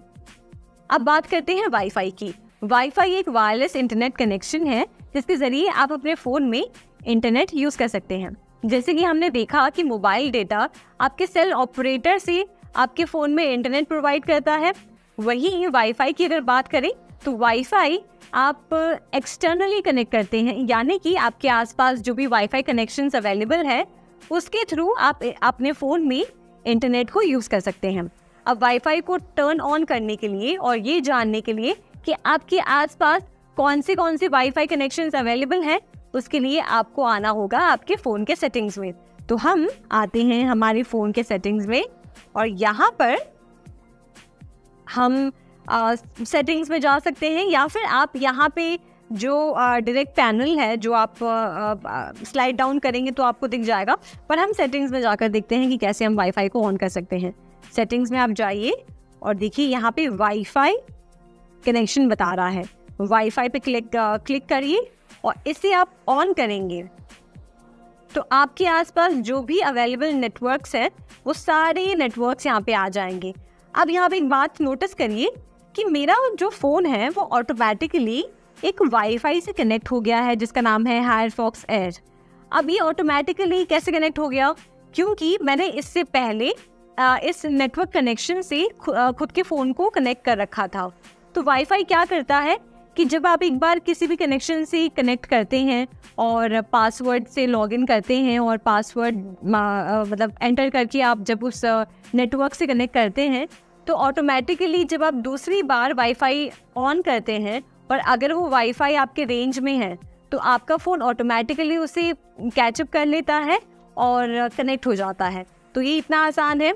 आप अगर कोई दूसरे वाईफाई से कनेक्ट करना चाहते हैं तो आप इसको ना छेड़ते हुए जिस भी वाईफाई कनेक्शन से आप कनेक्ट करना चाहते हैं उस पर आप क्लिक करें और फिर पासवर्ड डालें और कनेक्ट पे क्लिक करें और ऑटोमेटिकली आपका फ़ोन वाईफाई से कनेक्ट हो जाएगा। अब इसमें हम जानेंगे कि कैसे आप अपने फ़ोन में एक स्क्रीन लॉक सेट कर सकते हैं। तो आइए जानते हैं। स्क्रीन लॉक एक कंप्यूटर यूज़र इंटरफेस है जिसके ज़रिए आप अपने मोबाइल को किसी पासवर्ड, पैटर्न या पिन को सेट करके प्रोटेक्ट कर सकते हैं। यानी कि अगर कोई और आपका डिवाइस, आपका मोबाइल यूज़ करना चाहता है तो उन्हें सबसे पहले आपसे आपके फ़ोन का पासवर्ड मांगना होगा, उसके बाद ही वो आपके फ़ोन को ओपन कर सकते हैं। तो आइए जानते हैं कि आप अपने फ़ोन में कैसे एक स्क्रीन लॉक सेट कर सकते हैं। इसके लिए आपको अपने फ़ोन को ओपन करना है। तो यहाँ पे फ़ोन ओपन करते ही आप सबसे पहले जाएंगे सेटिंग्स में। सेटिंग्स को आप टैप करें और आप सर्च करें सिक्योरिटी एंड प्राइवेसी। जैसे ही आपको सिक्योरिटी एंड प्राइवेसी मिलता है, आप उस ऑप्शन पे टैप करें और देखिए कि वहाँ पे एक स्क्रीन लॉक सेट करने का ऑप्शन होगा। जैसे ही आप सेट स्क्रीन लॉक पे टैप करते हैं तो यहाँ आप देखेंगे 3 ऑप्शंस हैं जिसे यूज़ करके आप अपने फ़ोन को लॉक कर सकते हैं। सबसे पहला ऑप्शन है न्यूमेरिक। न्यूमेरिक में आप नंबर्स का यूज़ करके अपने फ़ोन को लॉक कर सकते हैं। दूसरा ऑप्शन है अल्फ़ा न्यूमेरिक, जिसमें आप अल्फ़ाबेट्स और नंबर्स का यूज़ करके अपने फ़ोन को लॉक कर सकते हैं। और तीसरा है पैटर्न, जिसमें आप कोई पैटर्न बनाकर अपने फ़ोन को लॉक कर सकते हैं। तो ये हमने जाना कैसे आप अपने स्मार्टफोन डिवाइस में एक स्क्रीन लॉक सेट कर सकते हैं। अब इस टॉपिक में हम बात करेंगे मोबाइल हॉटस्पॉट के बारे में। मोबाइल हॉटस्पॉट आप यूज़ भी करते होंगे, आपने सुना भी होगा। और अगर आप पहली बार यूज़ कर रहे हैं और आप अगर इस सेटिंग के बारे में नहीं जानते हैं तो मैं बता दूं, ये एक ऐसी सिंपल सेटिंग है जिसके ज़रिए आप अपने फ़ोन का इंटरनेट किसी भी दूसरे डिवाइस के साथ शेयर कर सकते हैं। यानी कि समझिए ऐसा कोई सिचुएशन है जहाँ पे आप कहीं बाहर हैं या घर पर किसी के फ़ोन का इंटरनेट कनेक्शन सही से नहीं वर्क कर रहा, या फिर हो सकता है कि उनका इंटरनेट पैक सब्सक्रिप्शन ख़त्म हो गया है। तो ऐसे सिचुएशन में आप उनके साथ अपना इंटरनेट शेयर कर सकते हैं जिसके ज़रिए वो अपने फ़ोन में आपका इंटरनेट यूज़ कर पाएंगे। ये करने के लिए एक बहुत ही सिंपल और बहुत ही इजी तरीका है जो आपको सेटिंग में जाके करना होता है। तो चलिए अब देखते हैं कि आप अपने फ़ोन से दूसरे फ़ोन में इंटरनेट को कैसे ट्रांसफ़र कर सकते हैं या फिर इंटरनेट कैसे शेयर कर सकते हैं। अब यहाँ इस सिचुएशन में मैं आपको बताती हूँ कि मेरे पास 2 फ़ोन्स हैं और मैं चाह रही हूँ कि मेरे जो इस फ़ोन में इंटरनेट है वो दूसरे फ़ोन में भी चले, वो दूसरे फ़ोन में भी वो इंटरनेट एक्सेस कर पाए। तो यहाँ पर मुझे कुछ नहीं करना, मुझे अपने सेटिंग्स में जाना है और सेटिंग्स में जाकर पोर्टेबल हॉटस्पॉट को क्लिक करना है। पोर्टेबल हॉटस्पॉट को क्लिक करने के बाद ये देखिए यहाँ पे ऑन है। अगर ये ऑफ है तो आप इसे ऑन कर लीजिए और आप इसे सेटअप भी कर सकते हैं। यहाँ से देखिए इसका पासवर्ड नज़र आ रहा है। मैं चाहूँ तो इसका पासवर्ड जो चाहे वो ऐड कर सकती हूँ और यहाँ से आप राइट क्लिक करेंगे, राइट पे टैप करेंगे तो ये पासवर्ड 34567890 ये पासवर्ड यहाँ पे सेट हो गया है। अब जैसे कि मैं दूसरे फ़ोन में ये हॉटस्पॉट कनेक्ट करना चाहती हूँ वाईफाई के ज़रिए, तो मुझे मेरे फ़ोन में जाना होगा और वाईफाई को ऑन करना होगा।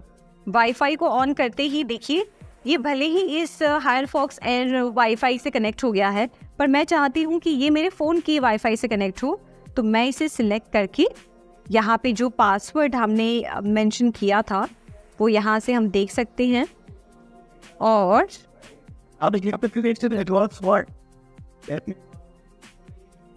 यहाँ से ये पासवर्ड एंटर कर सकते हैं 1 2 3 4 5 6 7 8 9 0 और कनेक्ट।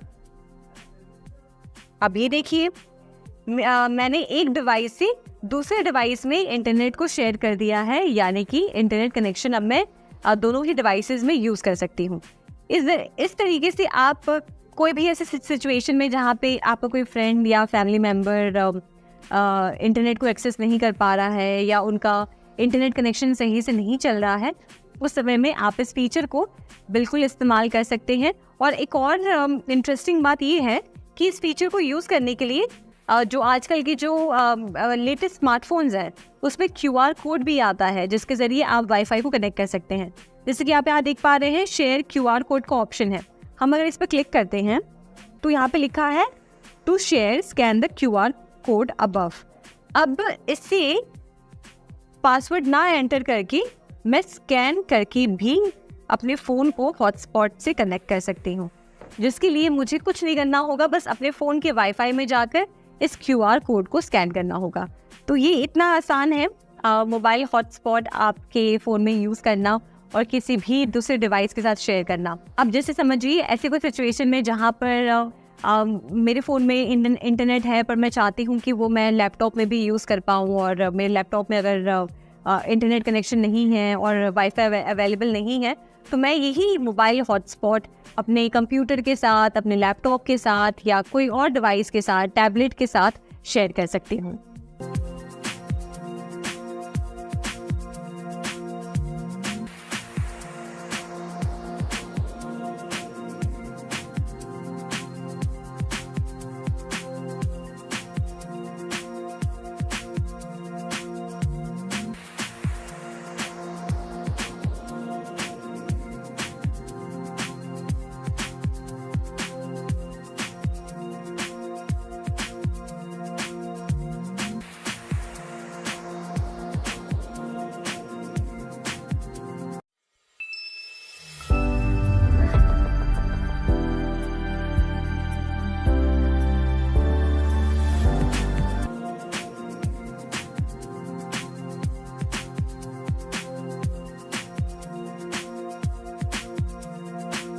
अब इस सेक्शन में हम कुछ ऐसी यूजफुल ऐप्स की बात करेंगे जो सेंट्रल गवर्नमेंट ने हम इंडियन सिटीजन्स के लिए बनाई हैं। तो सबसे पहले हम बात करेंगे उमंग ऐप की। उमंग ऐप यानी कि unified mobile app for new age governance, इसको डेवलप किया है मिनिस्ट्री ऑफ इलेक्ट्रॉनिक्स और इंफॉर्मेशन टेक्नोलॉजी और नेशनल ई गवर्नेंस डिवीजन ने। इस उमंग ऐप का उद्देश्य ये है कि जो भी सर्विसेज हमें हमारा स्टेट गवर्नमेंट, सेंट्रल गवर्नमेंट या कोई प्राइवेट बॉडी या लोकल ऑर्गेनाइजेशंस हमें प्रोवाइड करते हैं, वही सेम सर्विसेज हम इस ऐप के जरिए कर सकते हैं। तो ये ऐप बहुत ही यूजफुल है और आगे हम बढ़ते हुए जानेंगे कि इस ऐप को हम कैसे इंस्टॉल कर सकते हैं, कैसे यूज कर सकते हैं और इसमें कौन सी सेवाएं मौजूद हैं। अब उमंग ऐप को डाउनलोड करने के 3 तरीके हैं।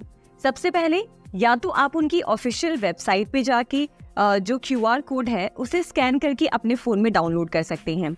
दूसरा तरीका है ये स्क्रीन पे दिए गए नंबर पर आप कॉल करके जो मैसेज में आपको लिंक रिसीव होता है उसके थ्रू भी आप इस ऐप को डाउनलोड कर सकते हैं। और तीसरा तरीका है हमारे प्ले स्टोर से डाउनलोड कर सकते हैं। तो चलिए देखते हैं कि उमंग ऐप पे आप रजिस्ट्रेशन कैसे कर सकते हैं। तो सबसे पहले आप अपना फ़ोन लेंगे और आप अपने फ़ोन पे प्ले स्टोर पे जाएंगे जहाँ पे हम सारे ऐप्स इंस्टॉल कर रहे थे। यहाँ पे सर्च बार में जाकर आप सर्च करेंगे उमंग ऐप। यहाँ देखिए जो सबसे पहला ऐप दिख रहा है, ये आपको लोगो भी नजर आ रहा होगा।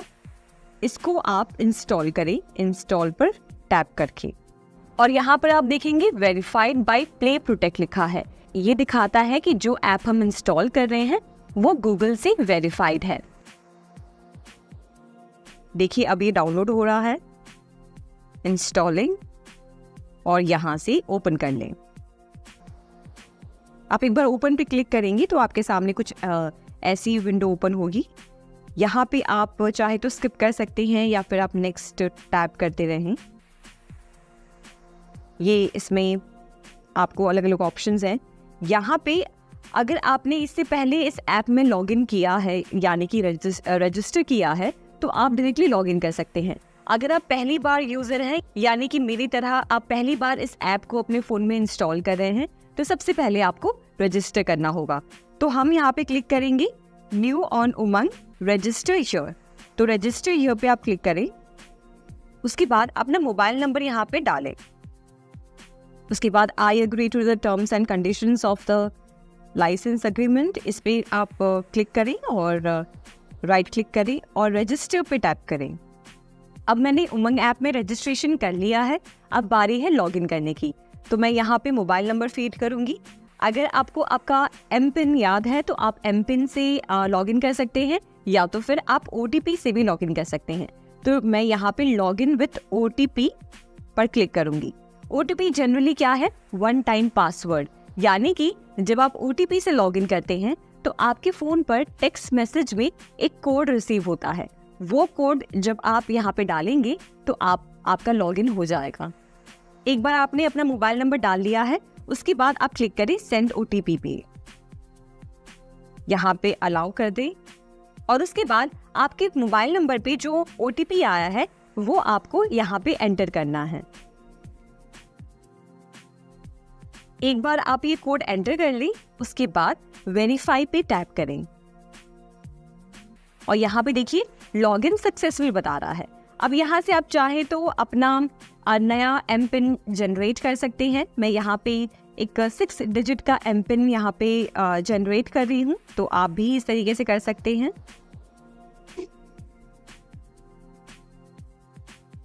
Submit, M PIN updated successfully. और ये अब आप देख सकते हैं कि हम उमंग ऐप पे आ गए हैं। यहाँ पे आप चेक करेंगे तो काफ़ी सारी सर्विसेज आपको ये ऐप प्रोवाइड करता है।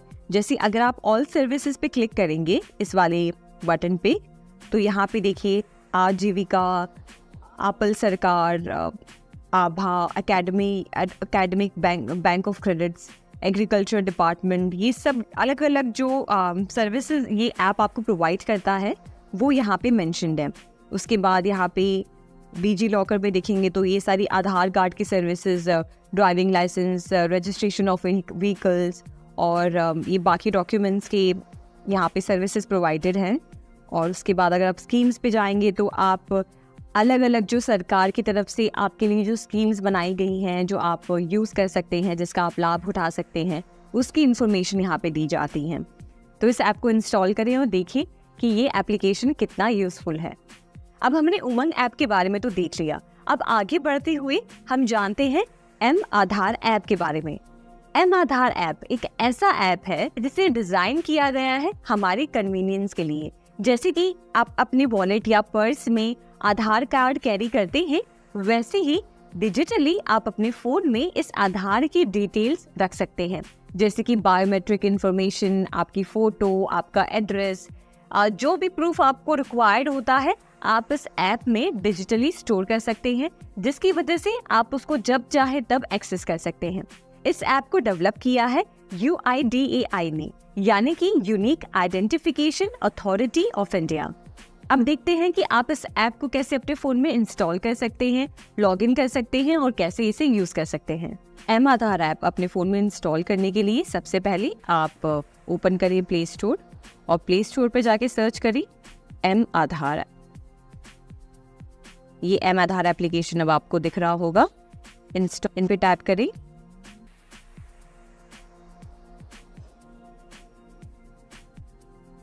और जैसे ही एप्लीकेशन आपके फ़ोन में इंस्टॉल हो जाएगा आप ओपन पे टैप करके इस एप्लीकेशन को ओपन कर सकते हैं। उसके बाद आप सारे परमिशंस को अलाउ कर दें और उसके बाद आप इसे स्किप कर सकते हैं, कंसेंट को आप कंफर्म कर दें और अब एप्लीकेशन आपके फ़ोन में यूज़ करने के लिए रेडी है। आपको सबसे पहले जाके अपना मोबाइल नंबर एंटर करना होगा, तो अपना मोबाइल नंबर एंटर करें। उसके बाद आपके फ़ोन पर एक OTP रिसीव होगा, आपको वो OTP यहाँ पे डालना है। जैसे ही आप OTP सबमिट करते हैं ये एप्लीकेशन आपके फ़ोन में अब ओपन हो जाएगा। तो सबसे पहले आपको जाके अपना आधार कार्ड यहाँ पे रजिस्टर कराना होगा। आप देखिए यहाँ पे रजिस्टर माय आधार पे आप क्लिक करेंगे तो यहाँ पे आपको कहा जाएगा कि आप एक 4 डिजिट पासवर्ड सेट करें।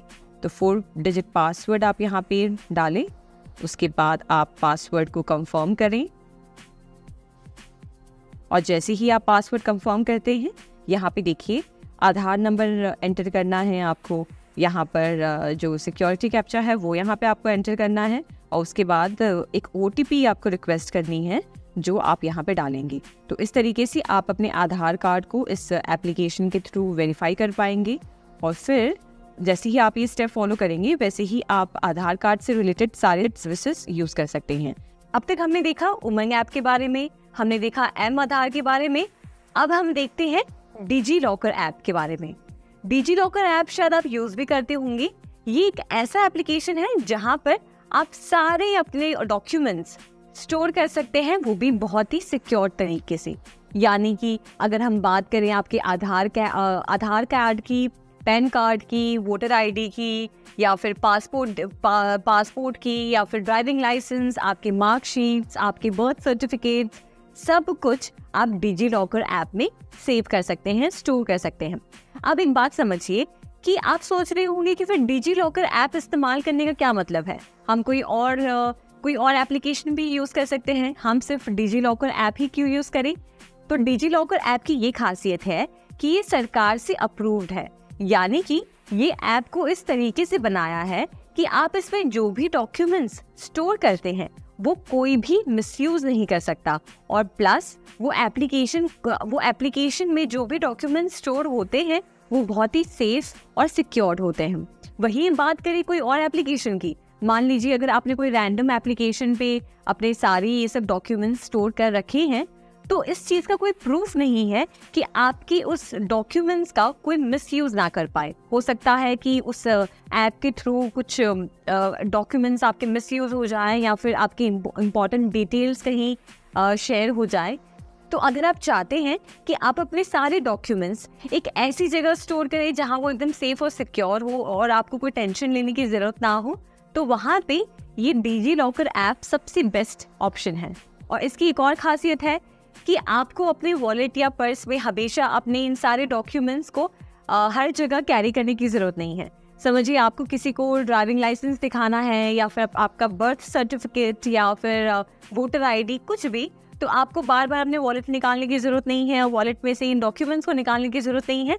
आप बस डिजी लॉकर ऐप में जाके लॉगिन कर सकते हैं और आपके सामने ये सारे डॉक्यूमेंट्स प्रेजेंट हो जाएंगे। तो ये एक बहुत ही सेफ और सिक्योर ऑप्शन है आपके सारे डॉक्यूमेंट्स को एक जगह डिजिटली फोन में स्टोर करने का। इसकी वजह से आपको जो कन्वीनियंस मिलती है कि आप कहीं पे भी अपने डॉक्यूमेंट्स यूज़ कर पाए, और जो सबसे सेफ और सिक्योर तरीका है वो इस ऐप के ज़रिए आपको मिलता है। तो अब हम देखते हैं कि आप अपने फ़ोन में डिजी लॉकर ऐप कैसे इंस्टॉल कर सकते हैं और कैसे यूज़ कर सकते हैं। तो हम आएंगे हमारे प्ले स्टोर की तरफ। यहाँ पे हम सर्च करेंगे डिजी लॉकर। यहाँ पे डिजी लॉकर आप टाइप करें। उसके बाद देखिए ये जो पहला ऑप्शन आ गया है आपके सामने, आपको इस पर क्लिक करना है। तो यहाँ पे हम इंस्टॉल पे क्लिक करेंगे। देखिए ये एप्लीकेशन अब आपके फ़ोन में इंस्टॉल हो रहा है और जैसे ही इंस्टॉल हो जाएगा आपको इसको ओपन करना है।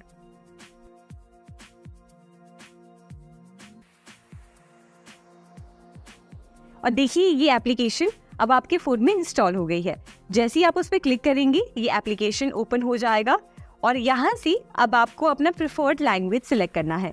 अगर आप इंग्लिश में इस ऐप को यूज़ करना चाहते हैं तो इंग्लिश में सिलेक्ट करिए, अगर आप हिंदी में यूज़ करना चाहते हैं तो आप हिंदी सिलेक्ट करिए। हम अगर सिलेक्ट करें हिंदी तो हिंदी पे सिलेक्ट करके हम हिंदी में जारी रखें पर क्लिक करेंगे। उसके बाद आप चाहें तो यहाँ से स्किप कर सकते हैं ये सारे इन्फॉर्मेशन, या फिर आप आगे बढ़े पे क्लिक कर सकते हैं। आगे बढ़े और चलो शुरू करें, यानी कि अब आप इस पर क्लिक करके इस एप्लीकेशन को यूज़ कर पाएंगे। तो हम चलो शुरू करें पे टैप करेंगे और ये देखिए आपके सामने अब डिजी लॉकर ऐप ओपन हो गया है। यहाँ पर आप देखेंगे तो काफ़ी सारी इन्फॉर्मेशन आपको यहाँ पे दिख रही होगी। सबसे पहले देखिए नीचे यहाँ पे लिखा है दस्तावेज जिनकी आपको आवश्यकता हो सकती है। यानी कि आपका Aadhaar card, PAN record, covid vaccine certificate, class marksheet और 12वीं कक्षा की certificate, driving licence, ration card, फिर यहाँ पे देखिए वाहनों का पंजीकरण, फिर आय प्रमाण पत्र, और यहाँ पे आप देखेंगे तो बाकी श्रेणियाँ भी यहाँ पे मौजूद हैं, जैसे केंद्र सरकार, उद्योग एवं प्राइवेट सेक्टर, शिक्षा, और ये मतलब ये जो सेक्टर्स की डिटेल्स है वो भी आपको यहाँ पे मिलेंगी। तो आप यहाँ पे समझिए, आप अपना आधार कार्ड इसमें जो है रजिस्टर करना चाहते हैं, स्टोर करना चाहते हैं, तो आप आधार कार्ड पे क्लिक कर सकते हैं। और उसके बाद देखिए यहाँ पे लिखा हुआ आ रहा है भारतीय विशिष्ट पहचान प्राधिकरण, इस पे आप शुरू करें और फिर इस पे आप या तो अकाउंट बना सकते हैं या तो साइन इन कर सकते हैं। तो अगर आप ये एप्लीकेशन पहली बार यूज़ कर रहे हैं तो आप अकाउंट बनाए पर क्लिक करेंगे, और अगर आप पहले से इस एप्लीकेशन को यूज़ कर रहे थे तो आप साइन इन पे क्लिक करेंगे। हम पहली बार ये एप्लीकेशन को यूज़ कर रहे हैं तो हम क्लिक करेंगे अकाउंट बनाएं। तो आसान और सुरक्षित है खाता बनाना। यहाँ पे आपको अपनी सारी डिटेल एंटर करनी होगी, यानी कि आपको आपका पूरा नाम और जन्म की तारीख, दिनांक, महीना, वर्ष, उसके बाद पुरुष, महिला या अन्य कैटेगरी में सिलेक्ट करें, उसके बाद मोबाइल नंबर एंटर करें, ईमेल आईडी आपकी एंटर करें और 6 अंकों का सुरक्षा पिन सेट करें। यानी कि आप ये एप्लीकेशन पहली बार यूज़ कर रहे हैं, ये अकाउंट पहली बार बना रहे हैं, तो आपको एक पिन यानी कि पासवर्ड यहाँ पे सेट करना होगा, जिससे कि जब भी आप इस एप्लीकेशन को ओपन करेंगे तो आप वो पासवर्ड एंटर करके इस एप्लीकेशन को यूज़ कर सकें। तो मैं पहले ये सारी डिटेल्स एंटर कर लेती हूँ और उसके बाद हम शुरू करते हैं इस ऐप के साथ।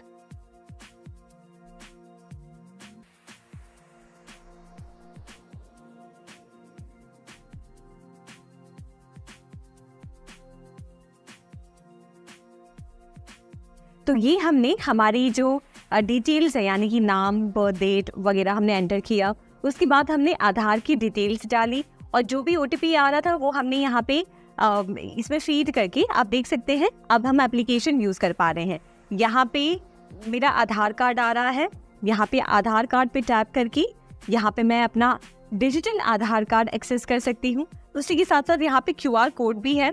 फिर आप बैक जाएंगे तो यहाँ पे आप अपनी बाकी सर्टिफिकेट्स या बाकी डॉक्यूमेंट्स हैं वो भी ऐड कर सकते हैं, जैसे कि हमने इससे पहले बात की कोविड सर्टिफिकेट, आपकी क्लास की मार्कशीट और ड्राइविंग लाइसेंस से लेकर सब कुछ, यानी कि A to Z जो भी आपके डॉक्यूमेंट्स हैं जो वेरिफिकेशन में आपको काम आते हैं वो आप यहाँ पे स्टोर कर सकते हैं।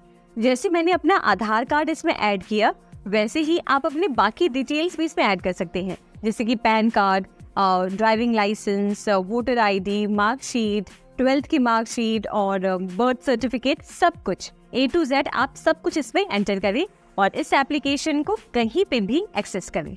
तो ये एप्लीकेशन ज़रूर यूज़ करें, ये एप्लीकेशन बहुत यूज़फुल है और आप डिजिटली अपने हर डॉक्यूमेंट्स को स्टोर कर सकते हैं, वो भी आसानी से और सेफ तरीके से। अब तक हमने देखा एम आधार ऐप के बारे में, डिजिलॉकर ऐप के बारे में और उमंग ऐप के बारे में। अब आगे बढ़ते हुए हम जानेंगे NDL ऐप के बारे में, यानी कि national digital library of India. ये एक ऐसा एप्लीकेशन है जो गवर्नमेंट ने डिजाइन किया है, जिसमें आपको एजुकेशन से रिलेटेड जो भी रिसर्च पेपर्स हैं या फिर जो भी टेक्स्ट बुक्स हैं वो आपको इस एप्लीकेशन में मिलेंगे। समझिए अगर आपको 10th क्लास की कोई बुक डाउनलोड करनी है, आप उसको डिजिटली एक्सेस करना चाहते हैं, तो आप इस एप्लीकेशन के थ्रू उस बुक को पढ़ सकते हैं और उसके कंटेंट को देख सकते हैं। वैसे ही कई सारे जो ऑथोराइज्ड एजुकेशन बोर्ड हैं उनकी सारी डिटेल्स आपको यहाँ पे मिल जाएंगी, जो टेक्स्ट बुक्स है वो मिल जाएंगे, जो सिलेबस है और भी कई सारी इन्फॉर्मेशन। तो आइए देखते हैं कि ये NDL ऐप आप कैसे प्ले स्टोर से डाउनलोड कर सकते हैं। आपकी जानकारी के लिए आपको बता दूं कि ये NDL app education department of government of India के अंदर आता है, तो ये एकदम अप्रूव्ड ऐप है। आप इस ऐप को इंस्टॉल करिए और देखिए कि इसमें से आप किस तरीके से अपने पढ़ाई के लिए इस एप्लीकेशन को यूज़ कर सकते हैं। तो चलिए अब देखते हैं कि NDL ऐप कैसे आप यूज़ कर सकते हैं, उस पर कौन सी सर्विसेज आपको मिलती हैं। तो अभी मैं आपको एप्लीकेशन ये फ़ोन में डाउनलोड करके नहीं बता रही हूँ, अभी मैं आपको वेब ब्राउज़र पे बता रही हूँ कि कैसे आप इस सर्विस को ओपन कर सकते हैं अपने वेब ब्राउज़र में। तो मैंने अपने यहाँ पे कंप्यूटर पे गूगल ओपन कर दिया है और यहाँ पे आप टाइप करिए NDL app. NDL app tap करने के बाद देखिए यहाँ पे गूगल प्ले स्टोर का ऑप्शन आ गया है। तो हम अभी फ़ोन में इसको इंस्टॉल नहीं कर रहे हैं, हम ब्राउज़र में जाएंगे और यहाँ पे इसकी जो वेबसाइट है देखिए यहाँ पे दिखाई दे रही है, इस पर हम क्लिक करेंगे। जैसे ही हमने क्लिक किया देखिए हमारे सामने ये वेबसाइट ओपन हो गई है, national digital library of India. यहाँ पे आप देखिए यहाँ पे लिखा है कि सर्च ओवर रिसोर्सेज और सीबीएसई एग्जामिनेशन प्रिपरेशन के लिए, आईआईटी और जेईई के लिए, फिर उसके बाद humanity, science, engineering, school, literature, law and management, her category, education में जो भी कैटेगरीज आती हैं वो सारी कैटेगरीज यहाँ पे मेंशन्ड है। मान लीजिए मैंने यहाँ पे साइंस सेलेक्ट किया। साइंस सेलेक्ट करने के बाद देखिए यहाँ पे ऑप्शन आ रहा है common subjects, agriculture, atmospheric science, biology, chemistry, computer science, environmental studies, mathematics, nano technology, वो ऑप्शंस हैं यहाँ पे। फिर आप लिटरेचर में जाएंगे तो यहाँ पे Sanskrit, Hindi literature, English literature, Urdu, ये सारे ऑप्शंस हैं। उसके बाद देखते हैं और क्या है, यहाँ पे आप data sets, documents and videos, ये सारी जो है रिसर्च पेपर्स या कह लें कि जो टेक्स्ट बुक्स आपको यहाँ पे मिल जाएंगी। तो मानिए मैं चाह रही हूँ सीबीएसई की तैयारी करना, तो मैंने यहाँ पे क्लिक किया। यहाँ से मुझे मेरा जो क्लास लेवल है वो सिलेक्ट करना है। तो मानिए हम 10th की कर रहे हैं, तो हम यहाँ से 10th सिलेक्ट करेंगे और उसके बाद जो भी गवर्नमेंट बॉडीज़ हैं जो 10th कंडक्ट करती हैं, 10th की बोर्ड एग्ज़ाम, वो यहाँ पे आपको दिख रही हैं। तो इसमें से आपको अपनी गवर्नमेंट बॉडी जो है वो सिलेक्ट करनी है। तो मान लीजिए मैंने एनसीईआरटी सिलेक्ट कर लिया और एनसीईआरटी पे टैप करने के बाद आपको देखिए यहाँ पे इसमें से जो भी क्लास 1, क्लास 2, 3, 4, 5, 6 से लेकर सारे यहाँ पे टेक्स्ट बुक्स अवेलेबल है। अब मैंने यहाँ पे क्लास 10 सिलेक्ट कर लिया। क्लास 10 सिलेक्ट करने के बाद यहाँ पे सब्जेक्ट्स आ गए हैं कि मैं इंग्लिश, हिंदी, संस्कृत, उर्दू, कौन से सब्जेक्ट यहाँ पे सिलेक्ट करना चाहती हूँ। तो मान लीजिए मुझे यहाँ पे करना है साइंस। मैंने साइंस पे टैप किया और उसके बाद अंदर यहाँ पे और ऑप्शंस आ गए हैं। तो मैंने कर लिया विज्ञान। विज्ञान के बाद यहाँ पे टॉपिक्स आ गए हैं जैसे रासायनिक, फिर धातु एवं अधातु और ये सारे टॉपिक्स। आप इसमें से जो टॉपिक सिलेक्ट करना चाहते हैं वो टॉपिक सिलेक्ट करिए और उसके बाद आप इन टेक्स्ट बुक्स को, इन लाइब्रेरी को यूज़ कर सकते हैं। अपने फ़ोन में जाके आप एनडीएल ऐप टाइप करें या तो फिर वेब ब्राउज़र में जाके national digital library of India type करें और इस जो सर्विस हमें जो गवर्नमेंट प्रोवाइड कर रही है, प्लीज़ इसे एक्सप्लोर करें क्योंकि हो सकता है कि ये आपके लिए बहुत यूज़फुल हो। तो ये हमने जाना एनडीएल यानी कि national digital library of India के बारे में।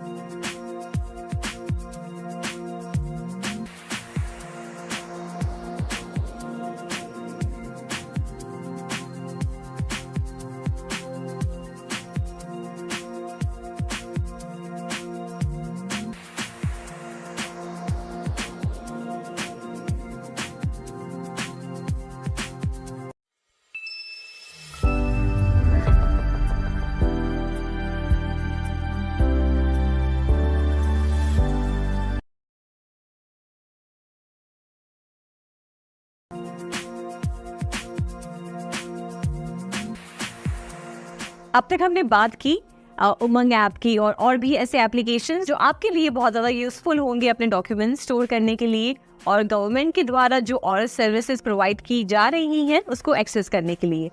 अब हम बात करते हैं कुछ और पॉपुलर ऐप्स की, यानी कि व्हाट्सएप। मुझे ज़रूर पता है कि आप व्हाट्सएप यूज़ कर रहे होंगे और अगर बाय चांस अगर आप व्हाट्सएप यूज़ नहीं कर रहे हैं तो चलिए व्हाट्सएप के बारे में कुछ थोड़ा बहुत जानते हैं। व्हाट्सएप एक ऐसा एप्लीकेशन है जिसके ज़रिए सिंपली आप अपने कॉन्टैक्ट्स में से किसी को भी कॉल कर सकते हैं, मैसेज कर सकते हैं और वीडियो कॉल कर सकते हैं, फाइल्स भेज सकते हैं और भी बहुत कुछ कर सकते हैं। तो व्हाट्सएप आपको अपने प्ले स्टोर में जाके इंस्टॉल करना होता है और उसमें साइन अप करके आप व्हाट्सएप यूज़ कर सकते हैं। तो चलिए हम देखते हैं कि प्ले स्टोर पे जाके आप व्हाट्सएप कैसे इंस्टॉल कर सकते हैं। तो हम प्ले स्टोर पे जाके व्हाट्सएप टाइप करेंगे। व्हाट्सएप सर्च करने पे देखिए व्हाट्सएप मैसेंजर आपके सामने आ गया है ऑप्शन। आपको यहाँ से इसे क्लिक करके इंस्टॉल करना है। यहाँ पर हमने क्लिक किया और देखिए ये इंस्टॉल हो रहा है।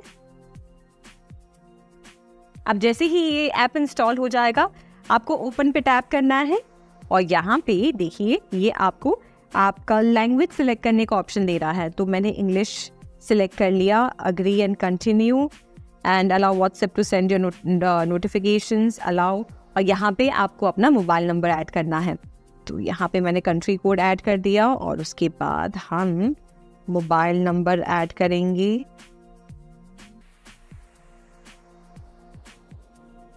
Is this the correct number? Yes.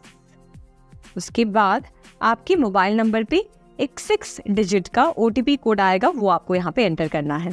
तो अब मैं अपने मोबाइल फ़ोन से ये कोड एंटर करके इस फ़ोन में व्हाट्सएप ओपन कर सकती हूँ। तो इस तरीके से आप वेरीफाई कर लें और कंटिन्यू पे क्लिक करें, अलाउ कर दें सारे परमिशंस और जो भी इंफॉर्मेशन आप यहाँ पे ऐड करना चाहते हैं, जैसे मैंने अपना यहाँ पे नाम टाइप कर लिया। तो इस तरीके से आपके फ़ोन में जो भी कॉन्टैक्ट सेव है वो आपको यहाँ पे व्हाट्सएप में नज़र आएंगे और अब आप किसी को भी मैसेज कर सकते हैं और कॉल कर सकते हैं, वीडियो कॉल कर सकते हैं बहुत ही आसान तरीके से। अब ये तो हमने जाना व्हाट्सएप के बारे में। अब आगे जानते हैं आपके फ़ोन में जो फाइल मैनेजर होता है उसका क्या यूज़ है, क्या पर्पस है। तो अगर आप बात करें आपके फ़ोन में जो भी फ़ोटोज़, वीडियोज़, इमेजेस, डॉक्यूमेंट्स या जो भी फाइल स्टोर्ड हैं, आपको एक जगह पर देखना है, आपको एक जगह पर एक्सेस करना है, जैसे कि आप कंप्यूटर में करते हैं, है ना। अपने ड्राइव में जाकर देखते हैं कि आपके कंप्यूटर पे कौन सा डेटा स्टोर्ड है, वैसे ही आप फ़ोन में फाइल मैनेजर में जाके अपने फ़ोन में जो भी इमेजेस हैं, वीडियोज़ हैं, audio, documents, music files, recordings, सब कुछ एक जगह पे देख सकते हैं। तो आइए बढ़ते हैं फ़ोन की तरफ और देखते हैं कि फाइल मैनेजर का इंटरफेस कैसा है और कैसे आप इसे यूज़ कर सकते हैं। तो आप अपना फ़ोन ओपन करेंगे और आप सर्च में जाके टाइप कर सकते हैं फाइल मैनेजर। देखिए फाइल मैनेजर टाइप करते ही फाइल मैनेजर हमारे सामने आ गया है।